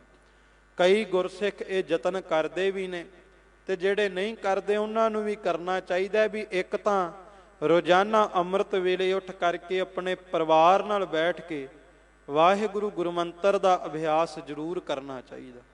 ਦੂਸਰਾ, ਜਿੱਥੇ ਸਾਰੇ ਪਰਿਵਾਰ ਨਾਲ ਬੈਠ ਕੇ ਆਪਾਂ ਆਪਣੇ ਘਰ ਦੀ ਤਰੱਕੀ ਬਾਰੇ, ਕਾਰੋਬਾਰ ਦੀ ਤਰੱਕੀ ਬਾਰੇ ਵਿਚਾਰਾ ਕਰਦੇ ਹਾਂ, ਹੈਰਾਨੀ ਦੀ ਗੱਲ ਹੈ, ਸੰਸਾਰਕ ਪੱਧਰ ਤੇ ਤਰੱਕੀ ਕਰਨ ਵਾਸਤੇ ਇਨਸਾਨ ਆਪਣੇ ਧੀਆਂ ਪੁੱਤਰਾਂ ਨਾਲ ਬੈਠਦਾ ਹੈ, ਪਰਿਵਾਰ ਦੇ ਜੀਆਂ ਨਾਲ ਬੈਠਦਾ ਹੈ। ਸੰਸਾਰ ਦੀ ਤਰੱਕੀ ਵਾਸਤੇ ਤੇ ਧੀਆਂ ਪੁੱਤਰਾਂ ਨਾਲ ਵਿਚਾਰਾ ਕਰਦਾ ਹੈ, ਪਰ ਅਧਿਆਤਮਕ ਦੀ ਤਰੱਕੀ ਵਾਸਤੇ ਆਪਣੇ ਪਰਿਵਾਰ ਦੇ ਜੀਆਂ ਨਾਲ, ਧੀਆਂ ਪੁੱਤਰਾਂ ਨਾਲ ਵਿਅਕਤੀ ਘੱਟ ਹੀ ਬੈਠਿਆ ਕਰਦਾ। ਪਰ ਯਤਨ ਕਰਨਾ ਚਾਹੀਦਾ ਹੈ ਕਿ ਆਪਣੇ ਪਰਿਵਾਰ ਦੇ ਜੀਆਂ ਨਾਲ, ਬੱਚਿਆਂ ਦੇ ਨਾਲ, ਧੀਆਂ ਪੁੱਤਰਾਂ ਨਾਲ ਬੈਠ ਕਰਕੇ ਨਿਤਨੇਮ ਕਰੇ। ਉਸ ਤੋਂ ਬਾਅਦ ਫਿਰ ਘਰ ਦੇ ਵਿੱਚ ਭਾਵੇਂ ਸਾਰਾ ਦਿਨ ਗੁਰਬਾਣੀ ਦਾ ਕੀਰਤਨ ਸੁਣੀ ਜਾਵੇ, ਮਿੱਠੀ ਮਿੱਠੀ ਆਵਾਜ਼ ਦੇ ਵਿੱਚ ਗੁਰਬਾਣੀ ਦੇ ਕੀਰਤਨ ਦੀ ਧੁਨੀ ਚੱਲਦੀ ਰਹੇ, ਤੇ ਘਰ ਦੇ ਵਿੱਚ ਵੀ ਸਦਾ ਆਨੰਦ ਬਣਿਆ ਰਹਿੰਦਾ, ਖੇੜਾ ਬਣਿਆ ਰਹਿੰਦਾ। ਘਰ ਦਾ ਮਾਹੌਲ ਚੇਂਜ ਹੋ ਜਾਂਦਾ, ਵਾਈਬ੍ਰੇਸ਼ਨ ਚੇਂਜ ਹੋ ਜਾਂਦੀਆਂ। ਸੋ ਇਹ ਗੁਰਬਾਣੀ ਨੂੰ, ਕੀਰਤਨ ਨੂੰ, ਪਰਮਾਤਮਾ ਦੇ ਨਾਮ ਨੂੰ ਸੁਣਨ ਦਾ ਮਹੱਤਵ ਹੈ ਵੀ ਜਿਹੜਾ ਨਾਮ ਸੁਣਦਾ ਹੈ ਉਹਦੇ ਅੰਦਰ ਨਾਮ ਦੀ ਠੰਡ ਜ਼ਰੂਰ ਵਰਤਦੀ ਹੈ, ਉਹੀ ਗੁਰੂ ਤੱਕ ਪਹੁੰਚਦਾ ਹੈ। ਜਿਵੇਂ ਭਾਈ ਲਹਿਣਾ ਜੀ ਪਹੁੰਚੇ, ਜਿਵੇਂ ਬਾਬਾ ਅਮਰਦਾਸ ਜੀ ਪਹੁੰਚੇ, ਜਿਸ ਤਰ੍ਹਾਂ ਭਾਈ ਬਿਧੀ ਚੰਦ ਜੀ ਨੇ ਭਾਈ ਅਦਲੀਆ ਜੀ ਤੋਂ ਗੁਰੂ ਅਰਜਨ ਦੇਵ ਸੱਚੇ ਪਾਤਸ਼ਾਹ ਜੀ ਦੀ ਵਡਿਆਈ ਸਰਵਣ ਕੀਤੀ, ਤੇ ਬਾਬਾ ਬਿਧੀ ਚੰਦ ਜੀ ਭਾਈ ਅਦਲੀਆ ਜੀ ਤੋਂ ਸਤਿਗੁਰੂ ਦੀ ਵਡਿਆਈ ਸੁਣ ਕਰਕੇ ਗੁਰੂ ਅਰਜਨ ਦੇਵ ਜੀ ਦੇ ਦਰਬਾਰ ਵਿੱਚ ਪਹੁੰਚੇ। ਤੇ ਜਦੋਂ ਸਤਿਗੁਰੂ ਦੀ ਵਡਿਆਈ ਸੁਣੀ ਭਾਈ ਅਦਲੀਆ ਜੀ ਤੋਂ, ਤੇ ਗੁਰੂ ਦਰਬਾਰ ਵਿੱਚ ਆ ਕਰਕੇ ਗੁਰੂ ਦੀ ਸੇਵਾ ਕੀਤੀ। ਕਹਿੰਦੇ ਸੇਵਾ ਕਰਦੇ ਕਰਦੇ ਐਸਾ ਮਾਣ ਵੀ ਹਾਸਲ ਹੋ ਗਿਆ ਕਿ ਗੁਰੂ ਹਰਗੋਬਿੰਦ ਸਾਹਿਬ ਜੀ ਨੇ ਇਹ ਰੁਤਬਾ ਦੇ ਦਿੱਤਾ, ਬਿਧੀ ਚੰਦ ਛੀਨਾ ਗੁਰੂ ਕਾ ਸੀਨਾ, ਆਪਣੇ ਸੀਨੇ ਦਾ ਮਾਣ ਦੇ ਦਿੱਤਾ। ਪਰ ਇਹ ਮਾਣ ਤਾਂ ਮਿਲਦਾ ਜਦੋਂ ਪਹਿਲਾਂ ਸੁਣਿਆ ਹੈ, ਸੁਣ ਕੇ ਮੰਨਿਆ ਹੈ, ਤੇ ਮੰਨ ਕੇ ਫਿਰ ਗੁਰੂ ਦੇ ਸ਼ਬਦ ਦਾ ਅਭਿਆਸ ਕੀਤਾ, ਤਾਂ ਜਾ ਕੇ ਪ੍ਰਾਪਤੀ ਹੁੰਦੀ ਹੈ। ਸੋ ਸਤਿਗੁਰੂ ਗੁਰੂ ਨਾਨਕ ਸਾਹਿਬ ਮਹਾਰਾਜ ਕਹਿੰਦੇ ਕਿ ਪ੍ਰਮਾਤਮਾ ਦੇ ਨਾਮ ਨੂੰ ਸੁਣ ਕਰਕੇ ਹੀ ਮੁਖ ਦੇ ਵਿੱਚ ਇਹ ਤਾਕਤ ਹੁੰਦੀ ਹੈ, ਇਹ ਪ੍ਰਮਾਤਮਾ ਦੇ ਨਾਮ ਦੀ ਸਿਫਤ ਸਲਾਹ ਕਰ ਸਕੇ। ਅੱਗੇ ਸਤਿਗੁਰੂ ਗੁਰੂ ਨਾਨਕ ਸਾਹਿਬ ਮਹਾਰਾਜ ਸੱਚੇ ਪਾਤਸ਼ਾਹ ਜੀ ਬਚਨ ਕਰਦੇ ਨੇ, ਸੁਣਿਆ ਜੋਗ ਜੁਗਤ ਤਨ ਭੇਦ। ਪੁਰਾਣੇ ਸਮੇਂ ਦੇ ਵਿੱਚ ਜੋਗੀ ਜਨ ਜੋਗ ਮਤ ਦੇ ਦੁਆਰਾ ਸਰੀਰ ਦੀਆਂ ਨਾੜੀਆਂ ਦੇ, ਸਰੀਰ ਦੀਆਂ ਇੰਦਰੀਆਂ ਦੇ ਕਾਫੀ ਭੇਤ ਲੋਕਾਂ ਨੂੰ ਦੱਸਿਆ ਕਰਦੇ ਸੀ। ਸਰੀਰ ਦੇ ਕਈ ਚੱਕਰ ਲੋਕਾਂ ਨੂੰ ਦੱਸ ਦੇਣੇ, ਤੇ ਜੋਗ ਮਤ ਦੁਆਰਾ ਚੱਕਰ ਦੱਸ ਕਰਕੇ ਲੋਕਾਂ ਨੂੰ ਚੱਕਰਾਂ ਦੇ ਵਿੱਚ ਹੀ ਪਾ ਦੇਣਾ। ਲੋਕ ਉਸੇ ਕਿਰਿਆਵਾਂ ਦੇ ਵਿੱਚ ਹੀ ਉਲਝ ਕੇ ਰਹਿ ਜਾਂਦੇ ਸੀ, ਸਰੀਰ ਦੇ ਚੱਕਰਾਵਾਂ ਦੇ ਵਿੱਚ ਹੀ ਉਲਝ ਕੇ ਚੱਕਰਾਂ ਵਿੱਚ ਪੈ ਜਾਂਦੇ ਸੀ, ਪਰ ਪਰਮਾਤਮਾ ਦੀ ਪ੍ਰਾਪਤੀ ਕੋਈ ਨਹੀਂ ਸੀ ਹੁੰਦੀ। ਤੇ ਆਪਣੇ ਹੀ ਜੋਗ ਮਤ ਦਾ ਹੰਕਾਰ ਹੋ ਜਾਂਦਾ ਸੀ ਕਿ ਮੈਂ ਇਤਨਾ ਜੋਗ ਅਭਿਆਸ ਕਰ ਲਿਆ।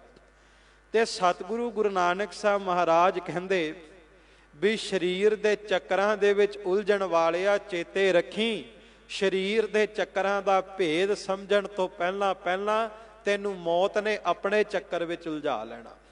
ਇਸ ਕਰਕੇ ਤੂੰ ਪਰਮਾਤਮਾ ਦੇ ਨਾਮ ਦੇ ਵਿੱਚ ਜੁੜ, ਪਰਮਾਤਮਾ ਦੀ ਸਿਫਤ ਸਲਾਹ ਵਿੱਚ ਜੁੜ, ਪਰਮਾਤਮਾ ਦੇ ਨਾਮ ਨੂੰ ਜਪ, ਪਰਮਾਤਮਾ ਦੇ ਨਾਮ ਨੂੰ ਸੁਣਿਆ ਕਰ। ਪਰਮਾਤਮਾ ਦੇ ਨਾਮ ਨੂੰ ਸੁਣ ਕਰਕੇ ਆਪਣੇ ਆਪ ਹੀ ਇਹ ਸਰੀਰ ਦੇ ਤੇ ਆਤਮਾ ਦੇ ਸਾਰੇ ਭੇਦ ਹੀ ਖੁੱਲ ਜਾਣਗੇ। ਕਿਉਂਕਿ ਵਿਅਕਤੀ ਆਪਣੇ ਸਰੀਰ ਦੀ ਖੋਜ ਤਾਂ ਬਹੁਤ ਕਰ ਰਿਹਾ, ਪਰ ਆਪਣੀ ਅੰਤਰ ਆਤਮਾ ਦੀ ਖੋਜ ਨਹੀਂ ਕਰਦਾ। ਆਹ ਮਿੱਟੀ ਦੇ ਪੁਤਲੇ ਨੂੰ ਜੋ ਜਨਮ ਤੋਂ ਬਾਅਦ ਮਾਂ ਪਿਓ ਨੇ ਨਾਮ ਦੇ ਦਿੱਤਾ, ਸਾਰੀ ਉਮਰ ਉਸੇ ਨਾਮ ਦਾ ਢੋਲ ਵਜਾਉਂਦਾ, ਪਰ ਕਦੇ ਵੀ ਇਕੱਲਿਆਂ ਬੈਠ ਕਰਕੇ ਇਹ ਨਹੀਂ ਸੋਚਦਾ ਵੀ ਮਿੱਟੀ ਦੇ ਪੁਤਲੇ ਦੇ ਅੰਦਰ ਜੋ ਵਰਤ ਰਿਹਾ ਉਹ ਕੌਣ ਹੈ। ਤੇ ਗੁਰੂ ਗ੍ਰੰਥ ਸਾਹਿਬ ਮਹਾਰਾਜ ਨੇ ਕਿਹਾ ਵੀ ਮਿੱਟੀ ਦਾ ਪੁਤਲਾ ਬਾਹਰੋਂ ਨਜ਼ਰ ਆਉਂਦਾ, ਪਰ ਆਪਣੇ ਆਪੇ ਨੂੰ ਇੱਕ ਸਵਾਲ ਕਰੀ, ਸੁਨੋ ਰੇ ਤੂੰ ਕੌਣ ਕਹਾਂ ਤੇ ਆਇਓ, ਇਹ ਤੀਕ ਨਾ ਜਾਨੋ ਕੇਤਿਕ ਮੁੱਦਤ ਚਲਤੇ ਖਬਰ ਨਾ ਪਾਇਓ। ਤੇਰੇ ਅੰਤਰ ਆਤਮਾ ਕਿੰਨੀਆਂ ਮੁੱਦਤਾਂ ਤੋਂ ਜਨਮ ਧਾਰ ਰਹੀ ਹੈ, ਫਿਰ ਸਰੀਰ ਬਦਲ ਰਹੀ ਹੈ, ਫਿਰ ਜਨਮ ਧਾਰ ਰਹੀ ਹੈ, ਤੈਨੂੰ ਤੇਰੀ ਅੰਤਰ ਆਤਮਾ ਦੀ ਸੋਝੀ ਨਹੀਂ। ਪਰ ਜਦੋਂ ਪਰਮਾਤਮਾ ਦੇ ਨਾਮ ਨੂੰ ਜਪਣ ਦਾ ਯਤਨ ਕਰਦੇ, ਫਿਰ ਇਹ ਸੋਝੀ ਹੁੰਦੀ ਹੈ। ਪਰਮਾਤਮਾ ਦੇ ਨਾਮ ਨੂੰ, ਪਰਮਾਤਮਾ ਦੇ ਹੁਕਮ ਨੂੰ ਸੁਣ ਕਰਕੇ ਕਿ ਮਿੱਟੀ ਦਾ ਪੁਤਲਾ ਉਹਦੀ ਹੋਂਦ ਵੱਖਰੀ ਹੈ ਤੇ ਅੰਤਰ ਆਤਮਾ ਦੀ ਹੋਂਦ ਵੱਖਰੀ ਹੈ। ਸਰੀਰ ਵੱਖਰਾ ਹੈ, ਆਤਮਾ ਵੱਖਰੀ ਹੈ। ਸਰੀਰ ਨੇ ਮਿੱਟੀ ਵਿੱਚ ਮਿੱਟੀ ਹੋ ਜਾਣਾ, ਪਰ ਅੰਤਰ ਆਤਮਾ ਨੇ ਜੇ ਰਹਿੰਦੇ ਸਮੇਂ ਵਿੱਚ ਨਾਮ ਨਹੀਂ ਜਪਿਆ ਤੇ ਅੰਤਰ ਆਤਮਾ ਭਟਕੇਗੀ, ਤੇ ਜੇ ਰਹਿੰਦੇ ਸਮੇਂ ਵਿੱਚ ਨਾਮ ਜਪਿਆ, ਸਵਾਸਾਂ ਨੂੰ ਸਫਲਾ ਕੀਤਾ, ਤੇ ਆਤਮਾ ਪਰਮ ਆਤਮਾ ਵਿੱਚ ਜਾ ਕੇ ਜ਼ਰੂਰ ਮਿਲੇਗੀ, ਉਸ ਪਰਮ ਜੋਤੀ ਵਿੱਚ ਮਿਲੇਗੀ। ਤੇ ਜਦੋਂ ਪਰਮ ਜੋਤੀ ਵਿੱਚ ਮਿਲੇਗੀ ਤਾਂ ਜਾ ਕਰਕੇ ਇਹ ਯਾਤਰਾ ਸੰਪੂਰਨ ਹੋਵੇਗੀ। ਜੋਤੀ ਜੋਤ ਰਲੀ ਸੰਪੂਰਨ ਥੀਆ ਰਾਮ, ਤਾਂ ਸੰਪੂਰਨ ਹੋਵੇਗੀ ਜੇ ਆਤਮਾ ਦੀ ਜੋਤ ਪਰਮ ਆਤਮਾ ਦੇ ਵਿੱਚ ਮਿਲ ਜਾਵੇਗੀ। ਸੋ ਇਸ ਕਰਕੇ ਸਤਿਗੁਰੂ ਕਹਿੰਦੇ ਵੀ ਨਾਮ ਨੂੰ ਸੁਣ ਕਰਕੇ ਆਪਣੇ ਆਪ ਹੀ ਇਹ ਸਰੀਰ ਦੇ ਸਾਰੇ ਭੇਦ, ਸਾਰੀਆਂ ਜੁਗਤੀਆਂ ਦੀ ਸੋਝੀ ਹੋ ਜਾਂਦੀ ਹੈ, ਭੇਦ ਖੁੱਲ ਜਾਂਦੇ ਨੇ। ਜਦੋਂ ਰੋਜ਼ਾਨਾ ਪ੍ਰਮਾਤਮਾ ਦੇ ਨਾਮ ਨੂੰ ਸੁਣਦੇ, ਜਪਜੀ ਸਾਹਿਬ ਦੇ ਵਿੱਚ ਇੱਕ ਹੋਰ ਬਚਨ ਸਤਿਗੁਰੂ ਗੁਰੂ ਨਾਨਕ ਸਾਹਿਬ ਦਾ ਵੀ ਆਉਂਦਾ ਹੈ, ਗਾਵੀਐ ਸੁਣੀਐ ਮਨ ਰੱਖੀਐ ਪਾਓ। ਸਤਿਗੁਰੂ ਗੁਰੂ ਨਾਨਕ ਸਾਹਿਬ ਸੱਚੇ ਪਾਤਸ਼ਾਹ ਜੀ ਨੂੰ ਪੁੱਛਿਆ, ਮਹਾਰਾਜ ਪਰਮਾਤਮਾ ਦੇ ਨਾਮ ਨੂੰ ਕਿਸ ਤਰ੍ਹਾਂ ਜਪਿਆ ਜਾਵੇ? ਸਤਿਗੁਰੂ ਗੁਰੂ ਨਾਨਕ ਸਾਹਿਬ ਕਹਿੰਦੇ ਵੀ ਪਰਮਾਤਮਾ ਦੇ ਨਾਮ ਨੂੰ ਜਪਿਆ ਕਰ, ਗਾਇਆ ਕਰ। ਜਦੋਂ ਅੰਮ੍ਰਿਤ ਵੇਲੇ ਉੱਠਣਾ, ਸਿਮਰਨ ਕਰਨਾ ਜਾਂ ਨਿਤਨੇਮ ਕਰਨਾ, ਭੱਜ ਦੌੜ ਦੇ ਵਿੱਚ ਨਿਤਨੇਮ ਨਾ ਕਰੀ। ਇੰਨੇ ਕਿ ਪਿਆਰ ਦੇ ਨਾਲ ਗਾ ਕਰਕੇ ਵਾਹਿਗੁਰੂ ਨੂੰ ਜਪੀ, ਪਿਆਰ ਨਾਲ ਵਾਹਿਗੁਰੂ ਗੁਰਮੰਤਰ ਗਾਵੀਂ, ਆਪਣੇ ਪਿਆਰੇ ਨੂੰ ਆਵਾਜ਼ਾਂ ਲਾਵੀਂ, ਤਾਂ ਜਾ ਕਰਕੇ ਤੇਰਾ ਜਪਿਆ ਪ੍ਰਵਾਨ ਹੋਵੇਗਾ।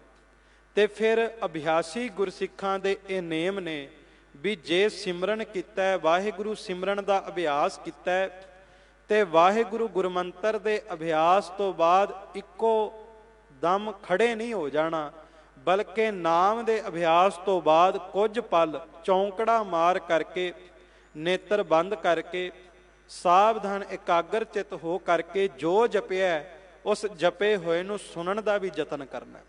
ਗਾਵੀਐ ਸੁਣੀਐ, ਪਹਿਲਾਂ ਗਾਉਣਾ ਹੈ, ਫਿਰ ਗਾ ਕਰਕੇ ਸੁਣਨਾ ਹੈ। ਤੇ ਜੇ ਨਿਤਨੇਮ ਕਰਨਾ ਹੈ ਤੇ ਬਾਣੀ ਵੀ ਇਸ ਤਰ੍ਹਾਂ ਗਾ ਗਾ ਕੇ ਪੜ੍ਹਨੀ ਹੈ ਵੀ ਕੰਨਾਂ ਨੂੰ ਸੁਣਾਈ ਵੀ ਦੇਵੇ। ਅੱਜ ਵਿਅਕਤੀ ਕੀ ਕਰਦਾ ਹੈ, ਭੱਜ ਦੌੜ ਦੇ ਵਿੱਚ ਜਦੋਂ ਨਿਤਨੇਮ ਕਰਦੇ ਆ ਤੇ ਪਹਿਲੀ ਗੱਲ ਤੇ ਪੜ੍ਹ ਕੇ ਨਹੀਂ ਕਰਦੇ, ਜ਼ਿਆਦਾਤਰ ਮੋਬਾਈਲ ਫੋਨਾਂ ਦੇ ਵਿੱਚੋਂ ਨਿਤਨੇਮ ਕਰਦੇ ਤੇ ਰਸਨਾ ਖਾਮੋਸ਼ ਕਰਕੇ, ਜ਼ੁਬਾਨ ਬੰਦ ਕਰਕੇ ਆਪਾਂ ਆਪਣੇ ਅੰਦਰ ਪੜ੍ਹਨ ਦਾ ਯਤਨ ਕਰਦੇ ਹਾਂ। ਉਂਗਲ ਅਗਾਂਹ ਨੂੰ ਫੇਰੀ ਜਾਂਦੇ ਹਾਂ, ਪਾਠ ਅਗਾਂਹ ਲੰਘੀ ਜਾਂਦਾ ਹੈ। ਨਾ ਸਾਡੇ ਕੰਨਾਂ ਨੂੰ ਸੁਣਾਈ ਦਿੰਦਾ ਹੈ, ਨਾ ਸਾਡੇ ਮਨ ਨੂੰ ਸੁਣਾਈ ਦਿੰਦਾ ਹੈ। ਇੱਕ ਓੰਕਾਰ ਦਾ ਸ਼ੁਰੂ ਹੋਏ ਦਾ ਪਤਾ ਲੱਗਦਾ ਹੈ। ਅਖੀਰ ਜਿਨੀ ਨਾਮ ਧਿਆਇਆ ਗਏ ਮਸਕਤ ਘਾਲ, ਨਾਨਕ ਤੇ ਮੁਖ ਉਜਲੇ ਕੀਤੀ ਛੁੱਟੀ ਨਾਲ ਦਾ ਹੀ ਪਤਾ ਲੱਗਦਾ। ਪਰ ਵਿਚਕਾਰ ਜੋ ਸਤਿਗੁਰੂ ਦੇ ਬਚਨ ਨੇ ਉਹ ਸੁਣਦੇ ਹੀ ਨਹੀਂ। ਇਸ ਕਰਕੇ ਭਾਈ ਸਾਹਿਬ ਭਾਈ ਵੀਰ ਸਿੰਘ ਜੀ ਨੇ, ਜਾਂ ਜਿਨ੍ਹਾਂ ਨੇ ਜਪਿਆ, ਭਾਈ ਰਣਧੀਰ ਸਿੰਘ ਜੀ, ਬਾਬਾ ਅਤਰ ਸਿੰਘ ਜੀ, ਉਹਨਾਂ ਜਪਣ ਵਾਲਿਆਂ ਨੇ ਇਹੀ ਹਦਾਇਤ ਕੀਤੀ ਵੀ ਇਸ ਤਰ੍ਹਾਂ ਜਪ ਜਿਵੇਂ ਗੁਰੂ ਨਾਨਕ ਤੇਰੇ ਸਾਹਮਣੇ ਹਾਜ਼ਰ ਹੈ। ਤੇ ਜਿਸ ਤਰ੍ਹਾਂ ਆਪਾਂ ਗੱਲਾਂ ਕਰਦੇ ਹਾਂ ਇੱਕ ਦੂਸਰੇ ਵਿਅਕਤੀ ਦੇ ਨਾਲ, ਇਸ ਤਰ੍ਹਾਂ ਗੁਰੂ ਨਾਲ ਗੱਲਾਂ ਕਰਦੇ ਹੋਏ ਪ੍ਰਮਾਤਮਾ ਦੇ ਨਾਮ ਨੂੰ ਜਪਿਆ ਕਰ, ਬਾਣੀ ਪੜ੍ਹਿਆ ਕਰ। ਗਾਵੀਐ ਸੁਣੀਐ ਮਨ ਰੱਖੀਐ ਭਾਉ, ਭਾਵਨਾ ਧਾਰ ਕੇ ਗਾਇਆ ਕਰ। ਤੇ ਫਿਰ ਗਾਉਣ ਤੋਂ ਬਾਅਦ, ਜਪਣ ਤੋਂ ਬਾਅਦ ਸੁਣਨ ਦਾ ਯਤਨ ਕਰਿਆ ਕਰ। ਸੋ ਅੱਗੇ ਧੰਨ ਗੁਰੂ ਨਾਨਕ ਸਾਹਿਬ ਮਹਾਰਾਜ ਸੱਚੇ ਪਾਤਸ਼ਾਹ ਬਚਨ ਕਰਦੇ ਨੇ, ਸੁਣਿਐ ਸਾਸਤ ਸਿਮਰਤ ਵੇਦ। ਸਤਿਗੁਰੂ ਗੁਰੂ ਨਾਨਕ ਸਾਹਿਬ ਮਹਾਰਾਜ ਸੱਚੇ ਪਾਤਸ਼ਾਹ ਜੀ ਕਹਿੰਦੇ ਕਿ ਨਾਮ ਦੇ ਮਹਾਤਮ ਨੂੰ ਸੁਣਨ ਦਾ ਯਤਨ ਇਤਨਾ ਹੈ ਜਿਤਨਾ 6 ਸ਼ਾਸਤਰਾਂ 27 ਸਿਮਰਤੀਆਂ ਦੇ ਅਧਿਐਨ ਦਾ ਮਹਾਤਮ। ਉਸ ਤੋਂ ਵੀ ਕਈ ਗੁਣਾ ਵੱਧ ਮਹਾਤਮ ਨਾਮ ਨੂੰ ਸੁਣਨ ਦਾ ਹੈ। ਕਿਉਂਕਿ ਕਈ ਵਾਰ ਵਿਅਕਤੀ ਬਾਹਰਲੇ ਗ੍ਰੰਥਾਂ ਦਾ ਅਧਿਐਨ ਜਦੋਂ ਕਰਦਾ, ਭਾਵੇਂ ਧਾਰਮਿਕ ਗ੍ਰੰਥਾਂ ਦਾ ਵੀ ਅਧਿਐਨ ਕਰੇ, ਧਾਰਮਿਕ ਗ੍ਰੰਥਾਂ ਦਾ ਅਧਿਐਨ ਕਰਨ ਤੋਂ ਬਾਅਦ ਹਰ ਇੱਕ ਦੇ ਅੰਦਰ ਹੁੰਦਾ ਹੈ ਕਿ ਮੈਂ ਜਲਦੀ ਤੋਂ ਜਲਦੀ ਜੋ ਪੜ੍ਹਿਆ ਹੈ, ਜੋ ਅਧਿਐਨ ਕੀਤਾ ਹੈ, ਉਹ ਲੋਕਾਂ ਦੇ ਇਕੱਠ ਵਿੱਚ ਜਾ ਕਰਕੇ ਲੋਕਾਂ ਨੂੰ ਸੁਣਾ ਕੇ ਲੋਕਾਂ 'ਤੇ ਆਪਣਾ ਪ੍ਰਭਾਵ ਬਣਾਵਾਂ। ਪਰ ਧਾਰਮਿਕ ਗ੍ਰੰਥਾਂ ਦੇ ਅਧਿਐਨ ਤੋਂ ਬਾਅਦ ਉਹਨਾਂ ਗ੍ਰੰਥਾਂ ਦੇ ਸਾਰ ਤੱਤ ਨੂੰ ਆਪਣੇ ਜੀਵਨ ਦੇ ਵਿੱਚ ਕਮਾਉਣਾ, ਇਹ ਕਿਸੇ ਵਿਰਲੇ ਦੇ ਹਿੱਸੇ ਵਿੱਚ ਆਉਂਦਾ। ਸੋ ਸਤਿਗੁਰੂ ਗੁਰੂ ਨਾਨਕ ਸਾਹਿਬ ਮਹਾਰਾਜ ਕਹਿੰਦੇ, ਜੇ ਨਾਮ ਦੇ ਮਹਾਤਮ ਨੂੰ ਕੋਈ ਸੁਣੇ, ਪਰਮਾਤਮਾ ਦੇ ਗੁਣਾਂ ਨੂੰ ਸੁਣੇ, ਪਰਮਾਤਮਾ ਦੀ ਸਿਫਤ ਸਲਾਹ ਸੁਣੇ, ਕਹਿੰਦੇ ਸ਼ਾਸਤਰਾਂ ਸਿਮਰਤੀਆਂ ਦੇ ਅਧਿਐਨ ਦੇ ਮਹਾਤਮ ਤੋਂ ਕਈ ਗੁਣਾ ਵੱਧ ਮਹਾਤਮ ਮਿਲਦਾ ਪਰਮਾਤਮਾ ਦੇ ਨਾਮ ਨੂੰ ਸੁਣ ਕੇ। ਵੇਖੋ ਸਾਧ ਸੰਗਤ ਜੀ, ਜਿਹੜੀਆਂ ਵਿਦਿਆ ਕਈ ਸਾਲਾਂ ਬੱਧੀ ਤਪੱਸਿਆ ਕਰਨ ਤੋਂ ਬਾਅਦ ਮਿਲਦੀਆਂ, ਉਹ ਕੇਵਲ ਇੱਕ ਵਾਰ ਵਾਹਿਗੁਰੂ ਗੁਰਮੰਤਰ ਕਹਿਣ ਤੇ ਹੀ ਓਨਾ ਵੱਡਾ ਮਹਾਤਮ ਮਿਲ ਜਾਂਦਾ। ਇੱਕ ਵਾਰ ਸਾਰੀ ਪ੍ਰੇਮ ਸਹਿਤ ਆਖੋ ਸਤਨਾਮ ਸ਼੍ਰੀ। ਕਿੰਨਾ ਵੱਡਾ ਮਹਾਤਮ ਗੁਰੂ ਨਾਨਕ ਸਾਹਿਬ ਮਹਾਰਾਜ ਨੇ ਵਾਹਿਗੁਰੂ ਗੁਰਮੰਤਰ ਵਿੱਚ ਭਰ ਦਿੱਤਾ। ਇਸੇ ਕਰਕੇ ਗੁਰੂ ਗੋਬਿੰਦ ਸਿੰਘ ਮਹਾਰਾਜ ਸੱਚੇ ਪਾਤਸ਼ਾਹ ਜੀ ਨੇ ਬਚਨ ਕੀਤੇ, ਕਲਪ ਕਲਪ ਪ੍ਰਤ ਅਕਸ਼ਰ ਕਹੀ, ਸ਼੍ਰੀ ਗੁਰੂ ਨਾਨਕ ਜਪਿਓ ਸਹੀ, ਸਾ ਮੰਤਰ ਪ੍ਰਭ ਖਾਲ ਸਹਿਦੀਨਾ, ਵਾਹਿਗੁਰੂ ਪਦ ਪਾਵਨ ਕੀਨਾ। ਗੁਰੂ ਗੋਬਿੰਦ ਸਿੰਘ ਮਹਾਰਾਜ ਕਹਿੰਦੇ, ਸਿੱਖਾ, ਇਹ ਜੋ ਵਾਹਿਗੁਰੂ ਗੁਰਮੰਤਰ ਖਾਲਸੇ ਦੀ ਝੋਲੀ ਵਿੱਚ ਪਾਇਆ, ਇਹ ਕੋਈ ਸੰਸਾਰ ਦੇ ਮਾਮੂਲੀ ਜਿਹੇ ਅੱਖਰ ਨਹੀਂ। ਚੇਤੇ ਰੱਖੀ, ਇਸੇ ਵਾਹਿਗੁਰੂ ਗੁਰਮੰਤਰ ਨੂੰ, ਇਸੇ ਸਤ ਕਰਤਾਰ ਦੀ ਸਤਨਾਮ ਵਾਹਿਗੁਰੂ ਦੀ ਧੁਨੀ ਨੂੰ ਧੰਨ ਗੁਰੂ ਨਾਨਕ ਸਾਹਿਬ ਮਹਾਰਾਜ ਸੱਚੇ ਪਾਤਸ਼ਾਹ ਜੀ ਨੇ ਰਾਵੀ ਦਰਿਆ ਦੇ ਕਿਨਾਰੇ ਤੇ ਬੈਠ ਕਰਕੇ ਜਪਿਆ ਹੈ। ਰੇਤ ਅੱਕ ਆਹਾਰ ਕਰ, ਰੋੜਾਂ ਦੀ ਗੁਰ ਕਰੀ ਵਛਾਈ, ਭਾਰੀ ਕਰੀ ਤਪੱਸਿਆ, ਵੱਡੇ ਭਾਗ ਹਰ ਸਿਉ ਬਣ ਆਈ। ਰਾਵੀ ਦਰਿਆ ਦੇ ਕਿਨਾਰੇ ਤੇ ਸਤਿਗੁਰੂ ਗੁਰੂ ਨਾਨਕ ਸਾਹਿਬ ਮਹਾਰਾਜ ਨੇ ਵੀ ਇਸੇ ਵਾਹਿਗੁਰੂ ਗੁਰਮੰਤਰ ਦੀ ਧੁਨੀ ਨੂੰ ਛੇੜਿਆ, ਵਾਹਿਗੁਰੂ ਸਿਮਰਨ ਨੂੰ ਜਪਿਆ। ਤੇ ਸਤਿਗੁਰੂ ਗੁਰੂ ਨਾਨਕ ਸਾਹਿਬ ਨੇ ਸਾਰੀਆਂ ਨਿਆਮਤਾਂ, ਰਹਿਮਤਾਂ, ਬਖਸ਼ਿਸ਼ਾਂ ਇਸ ਵਾਹਿਗੁਰੂ ਗੁਰਮੰਤਰ ਦੇ ਵਿੱਚ ਭਰ ਦਿੱਤੀਆਂ। ਹੁਣ ਜਿਹੜਾ ਵੀ ਆਪਣੇ ਮੁਖ ਦੇ ਵਿੱਚੋਂ ਵਾਹਿਗੁਰੂ ਗੁਰਮੰਤਰ ਦਾ ਅਭਿਆਸ ਕਰੇਗਾ, ਰੋਜ਼ਾਨਾ ਘਰ ਦੇ ਵਿੱਚ ਔਂਕੜਾ ਲਾ ਕਰਕੇ ਅੰਮ੍ਰਿਤ ਵੇਲੇ ਵਾਹਿਗੁਰੂ ਦਾ ਅਭਿਆਸ ਕਰੇਗਾ, ਬਾਣੀ ਦਾ ਨਿਤਨੇਮ ਕਰੇਗਾ, ਸਤਿਗੁਰੂ ਕਹਿੰਦੇ ਜਿਹੜਾ ਸਿੱਖ ਰੋਜ਼ਾਨਾ ਸਿਮਰਨ ਕਰੇਗਾ, ਨਿਤਨੇਮ ਕਰੇਗਾ, ਉਸ ਸਿੱਖ ਦੇ ਘਰ ਗੁਰੂ ਨਾਨਕ ਸਾਹਿਬ ਮਹਾਰਾਜ, ਧੰਨ ਗੁਰੂ ਹਰਿਕ੍ਰਿਸ਼ਨ ਸਾਹਿਬ ਮਹਾਰਾਜ ਖੁਦ ਚੌਂਕੜਾ ਲਾ ਕਰਕੇ ਸ਼ੁਭਾਏਮਾਨ ਹੋ ਜਾਣਗੇ, ਜਿਹੜਾ ਸਿੱਖ ਰੋਜ਼ਾਨਾ ਵਾਹਿਗੁਰੂ ਗੁਰਮੰਤਰ ਦਾ ਅਭਿਆਸ ਕਰੇਗਾ। ਸੋ ਇਹ ਮਹਾਤਮ ਹੈ ਨਾਮ ਦਾ, ਇਹ ਮਹਾਤਮ ਹੈ, ਵਡਿਆਈ ਹੈ ਪ੍ਰਮਾਤਮਾ ਦੇ ਨਾਮ ਦੀ। ਤੇ ਅੱਗੇ ਸਤਿਗੁਰੂ ਗੁਰੂ ਨਾਨਕ ਸਾਹਿਬ ਮਹਾਰਾਜ ਅੱਗੇ ਬਖਸ਼ਿਸ਼ ਕਰਦੇ ਨੇ ਵੀ ਨਾਮ ਨੂੰ ਸੁਣ ਕਰਕੇ, ਪ੍ਰਮਾਤਮਾ ਦੇ ਨਾਮ ਨੂੰ ਸੁਣ ਕਰਕੇ ਜਿਹੜਾ ਇਨਸਾਨ ਹੈ ਇਹ ਬਦਲ ਜਾਂਦਾ। ਬਦਲ ਇਸ ਤਰ੍ਹਾਂ ਜਾਂਦਾ ਹੈ ਕਿ ਜਿਨ ਮਾਨਸ ਤੇ ਦੇਵ ਤੇ ਕੀਏ ਕਰਤ ਨਾ ਲਾਗੀ ਵਾਰ। ਇਨਸਾਨ ਜਦੋਂ ਭਗਵਾਨ ਨੂੰ ਜਪਣ ਦਾ ਯਤਨ ਕਰਦਾ ਹੈ, ਭਗਵਾਨ ਨੂੰ ਜਪਦਾ ਜਪਦਾ ਭਗਵਾਨ ਦਾ ਰੂਪ ਹੋ ਜਾਂਦਾ। ਹਰ ਹਰ ਜਨ ਦੁਈ ਏਕ ਹੈ, ਬਿਬ ਵਿਚਾਰ ਕਛ ਨਾਹਿ। ਸਤਿਗੁਰੂ ਬਚਨ ਕਰਦੇ ਨੇ, ਨਾਨਕ ਭਗਤਾ ਸਦਾ ਵਿਗਾਸ। ਪਹਿਲਾ ਸੁਣਿਆ, ਫਿਰ ਭਗਤਾ ਵਿਗਾਸ, ਤੇ ਫਿਰ ਦੁੱਖ ਪਾਪ ਕਾ ਨਾਸ। ਇਹ ਚਾਰ ਅਵਸਥਾਵਾਂ ਵੀ ਨੇ। ਸਤਿਗੁਰੂ ਗੁਰੂ ਨਾਨਕ ਸਾਹਿਬ ਕਹਿੰਦੇ ਨਾਮ ਨੂੰ ਸੁਣ ਕਰਕੇ ਜਿੱਥੇ ਭਗਤ ਹੋਵੇਗਾ, ਕਹਿੰਦੇ ਉੱਥੇ ਇੱਕ ਬੜੀ ਵੱਡੀ ਦਾਤ ਮਿਲ ਜਾਵੇਗੀ, ਸਦਾ ਖੇੜੇ ਵਿੱਚ ਟਿਕਿਆ ਰਹੇਗਾ।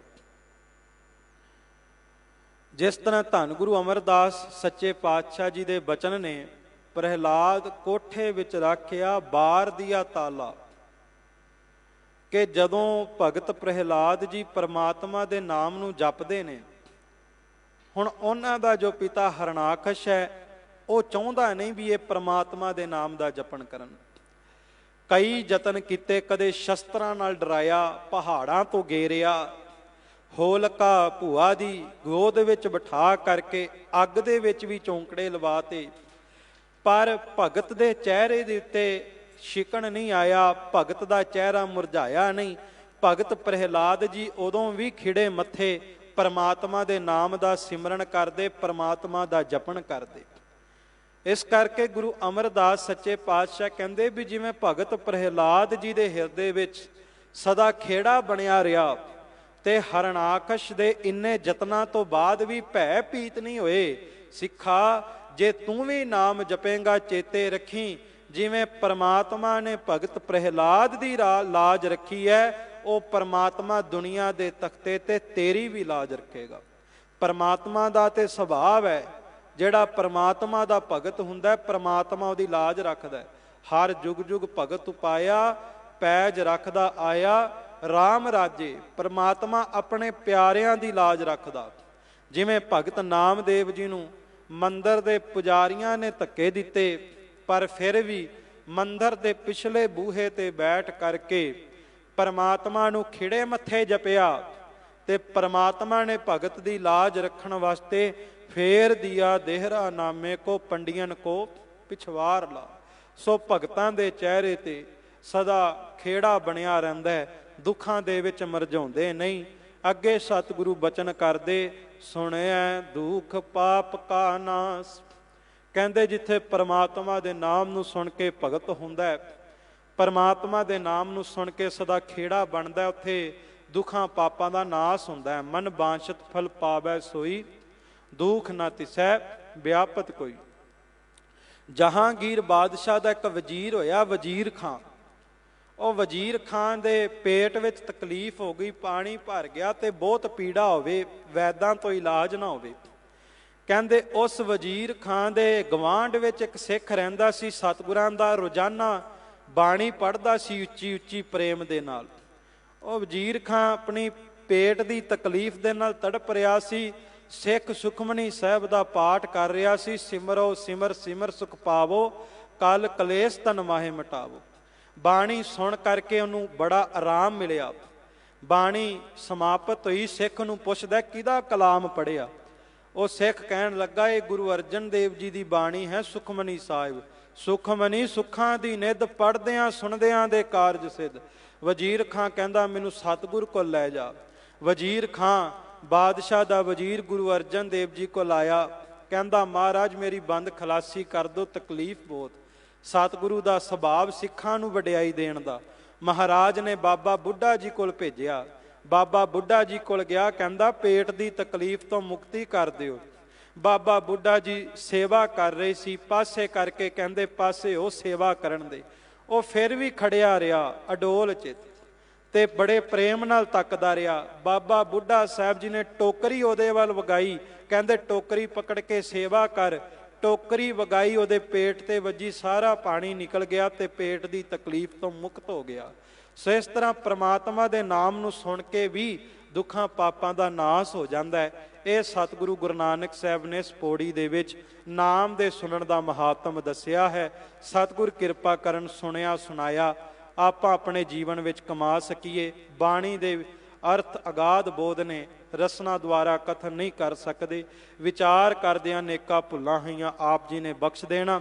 ਆਪ ਸਭ ਸੰਗਤਾਂ ਦਾ ਧੰਨ ਗੁਰੂ ਹਰਿਕ੍ਰਿਸ਼ਨ ਸਾਹਿਬ ਜੀ ਦਾ, ਗੁਰੂ ਗ੍ਰੰਥ ਸਾਹਿਬ ਜੀ ਦਾ ਧੰਨਵਾਦ, ਜਿਨ੍ਹਾਂ ਆਪ ਸਭ ਸੰਗਤਾਂ ਦੇ ਦਰਸ਼ਨ ਕਰਵਾਏ।